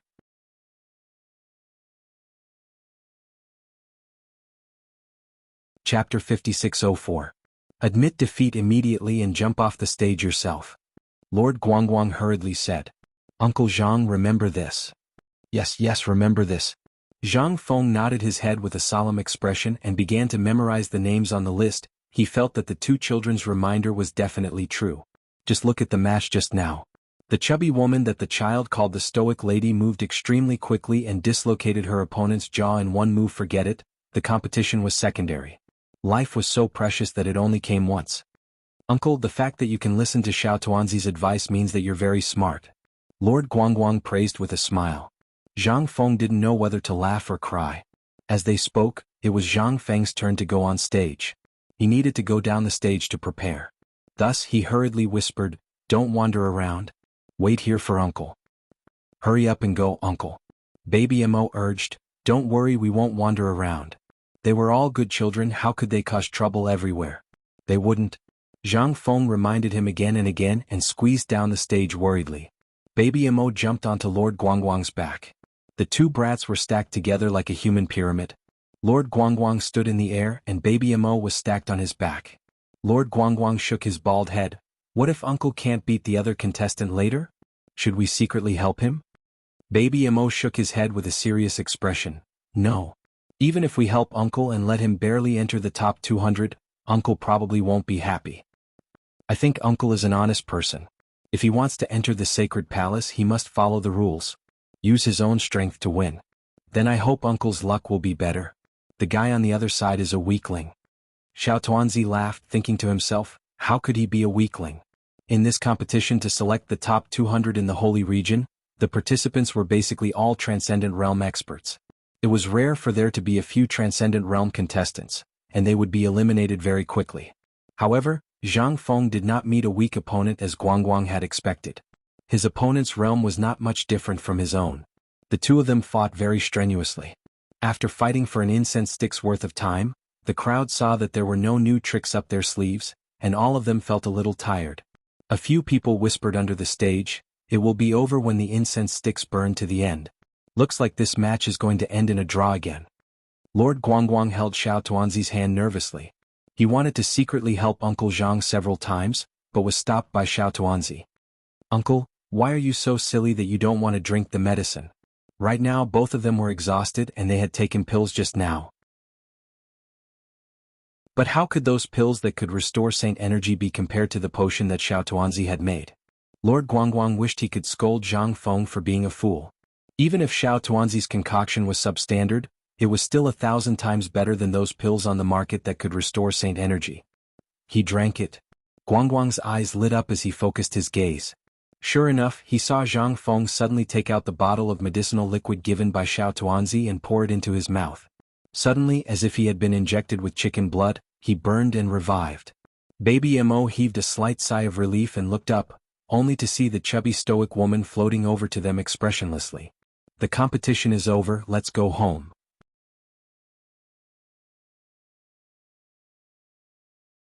Chapter 5605.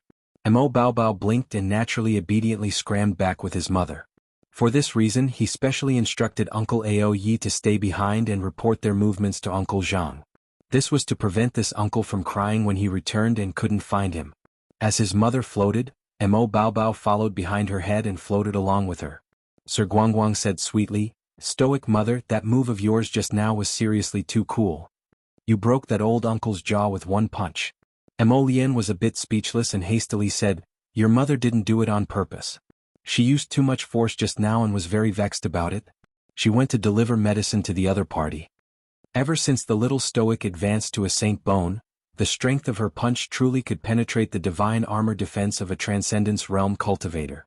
There were still times when Mother was embarrassed? The two brats blinked their eyes and looked at each other. "Mother, I made a good friend of an uncle these 2 days." "Mother knows everything," the little stoic said expressionlessly. "What did you do today?" "Mother, I didn't do anything." When the little dumpling said this, he suddenly slapped his thigh and hastily turned to fly back. "Mother, I have to go back first." When his mother called him just now, he followed her in a daze and hadn't collected his gambling debt yet. Arbor was speechless and carried his son back. "Don't go. That person ran long ago. Why would he wait for you to go back?" Mo Lian said in amusement.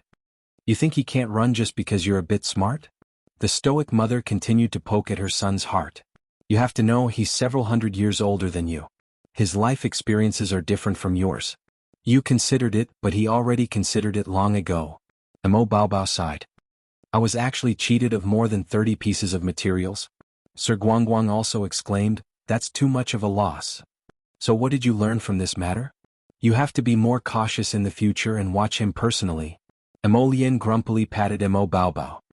Think again. Mo Baobao sneaked a glance at the stoic mother's expression and hastily said, I can't gamble.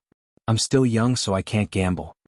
Then he quickly added, you can't gamble even if it's big. 15 minutes later. The old man who opened the gambling house was put in a gunny sack and beaten up violently, and all the materials that he had swindled were looted. Where did you go wrong? The person asked faintly. The old man hugged his head and curled up on the ground. Trembling, he cried out, no, I shouldn't have lied to you, young master. I shouldn't have cheated him of his private money. Jojo gave the order, and dozens of fists smashed down, beating the old man violently. Don't hit me, don't hit me. This old man admits his mistake, this old man admits his mistake. The old man cried bitterly. Suddenly, he had an epiphany and howled, no, I shouldn't have lured the young master to gamble. This old man knows his mistake. Oh, heroes, please be merciful. Stop. Jojo waved his hand. Tomorrow, I want you to, she muttered a few words to the old man in a low voice, and the old man's eyes instantly widened. Can you fool him like this? The old man said, this old man isn't bragging, but your son is extraordinarily intelligent. Normal trickery can't fool him at all. Enough nonsense. Just do as I say. I know. This old man will definitely do as you say.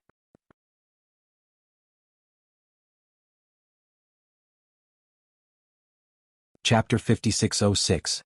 The next day, Baby Mo and Lord Guangguang were still immersed in the bad news of, we were cheated. They even looked listless in class. Sigh. Baby Mo felt sorry for himself and touched his chubby little face. I didn't expect that I would be so stupid this time. I actually misjudged and got cheated by that old grandpa. That old grandpa is really quite shameless. He even cheated us children of our things. If we bump into him on the road next time, we definitely won't let him off. A few small heads came over from the side and asked curiously, Classmate Mo Xiao, have you been deceived? This was really a weird encounter.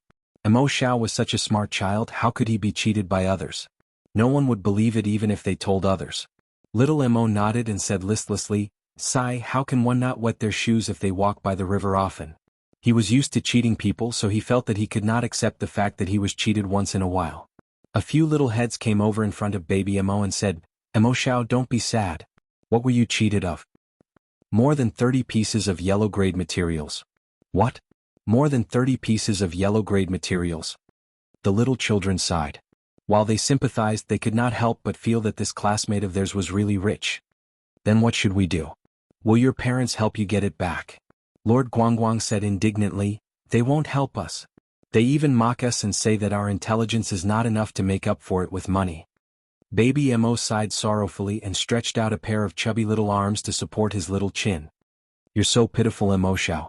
A few little girls surrounded him and said softly, how about this, after school ends, we'll accompany you to walk around. Who knows, we might meet that swindler old grandpa. Everyone, thank you for your kind intentions, but you can't help me. We can help. Everyone said at once. We can help you beat him up. Yes. Beat him up. Baby Mo turned his face and looked at his classmates pitifully with his watery eyes. Will you guys really help me? How could the group of children refuse such a delicate little face? They immediately nodded in unison without any moral integrity. Lord Guangguang jumped down from his seat. Let's gather outside the courtyard after school. I have a lot of sleeping pills with me. I'll feed the old man when I see him later. Why don't we just strip him and search his body? Let's tie him to the tree and make him spit out all the yellow rank materials he swallowed. All right. Baby Mo gave the final word and nodded with a smile. Students, you are all so talented. That's why it's said that there's strength in numbers. Look at how many ideas we can come up with when everyone is gathered together. The group of little radish heads gathered at the entrance of the courtyard after school. There were a total of 16 children with an average age of about 7 years old. Under the lead of Baby Mo and Lord Guangguang, They set off towards the entrance of the first tower of sanctuary. What's the use of going to the first tower of sanctuary now? That old grandpa got the materials yesterday. If he wanted to go to the first tower of sanctuary to exchange for something, he would have already done so. Lord Guangguang shook his finger. No, our tower opens every day at 7 a.m.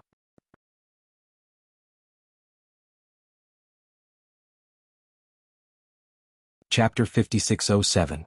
Yesterday's competition lasted until the afternoon. The old man did not even have time to queue up. He definitely won't be able to buy it today. Baby Mo expressed his agreement and nodded his head. According to my reliable analysis, the old grandpa might be queuing up at the first floor of the sanctuary now. Tomorrow morning he will exchange all the materials he cheated for food or other things. A young girl expressed her doubts. How can the old grandpa be so stupid? Yesterday he didn't just cheat you of your materials, he cheated many others too. Everyone has the same idea as you, to come to the first floor of the sanctuary to stop him. How can he escape? You don't understand. Lord Guangguang shook his head. I'm guessing he knows how to disguise himself. At this point, they could see from afar that there was a long queue of 100 people at the entrance of the first floor of the sanctuary. Lord Guangguang waved his hand and a group of 6- and 7-year-old children all ran forward to check the people in the queue. The crowd that was queuing up at the entrance of the first floor of the sanctuary was shocked by the group of children. A young lady in a plain green dress could not help but laugh and ask, "Children, what are you doing here?" "Children, go away. If you want to queue up, go to the back. Don't think that you can cut the queue for no reason just because you are a child." The children did not care about what they said and continued to do their own thing. After checking the queue, they ran to Baby Mo's side and shook their heads at him. "I don't see the wretched old grandpa. I don't see one here either. I don't even see the wretched uncle. Looks like the old grandpa didn't disguise himself." Baby Mo touched his chin and turned his head. Suddenly he waved his hand. "Everyone follow me." Everyone hurriedly followed him and ran forward. The crowd in the queue looked at each other in dismay. This group of children came quickly and ran quickly. In the blink of an eye they disappeared completely. Baby Mo led his group of schoolmates and ran for a few dozen meters before stopping a man wearing a bamboo hat with his head lowered and waist bent. This person was originally unremarkable. But he just happened to appear not far from the first floor of the sanctuary. The moment he saw Baby Mo, he turned and ran away with a guilty conscience. No one would believe that he was not a ghost. Baby Mo took a step forward and swatted the bamboo hat off his head.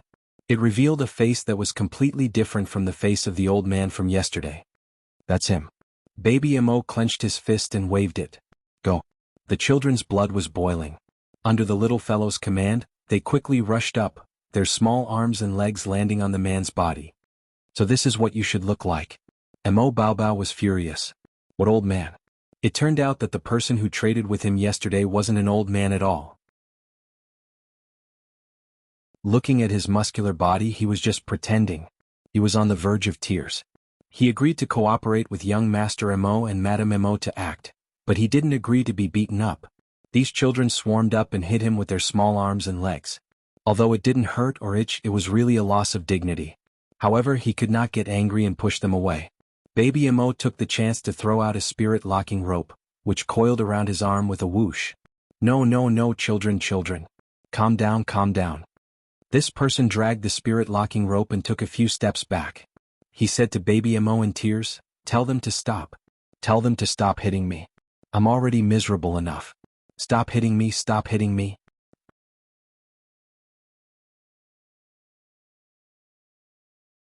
Chapter 5608. What are you miserable about? You big scoundrel. Baby Mo shouted crisply. "Big liar. Hurry up and return my more than 30 pieces of yellow-grade materials. Speak, what's your name? Speak quickly. Don't lie." "Wuji dog leftovers." The group of children choked in unison as if they didn't know what to say. On the other hand, Sir Guangguang's loud voice roared angrily, "I'm asking for your name. And my name is G-Dog Leftovers." Sir Guangguang. The two of them looked at Dog Leftovers with incomparable sympathy. They shook their heads and sighed, thinking at the same time, "I originally thought that the stoic mother was the world's #1 name lousy, but I didn't expect that she was still slightly better than Dog Leftovers' parents."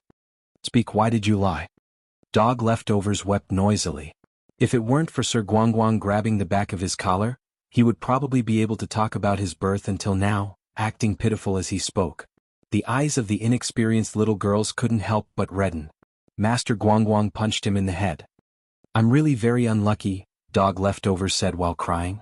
If you don't believe me, I'll show you." The man wiped his tears and used his other hand that wasn't bound by the god-locking rope to gently pull off a gray headscarf on his head. Instantly, a head of short, withered hair was revealed. The group of children sucked in a breath of cold air. They instantly felt that the big scoundrel in front of them was indeed a bit miserable. Half of his head without the headscarf was barren, and the other half was also full of bumps and hollows. Only a few small tufts of hair remained on his withered head, standing firm in the wind. "Why are you like this?" Baby Mo jumped in fright from his miserable appearance. Only then did she realize that this person's face seemed to be very dark.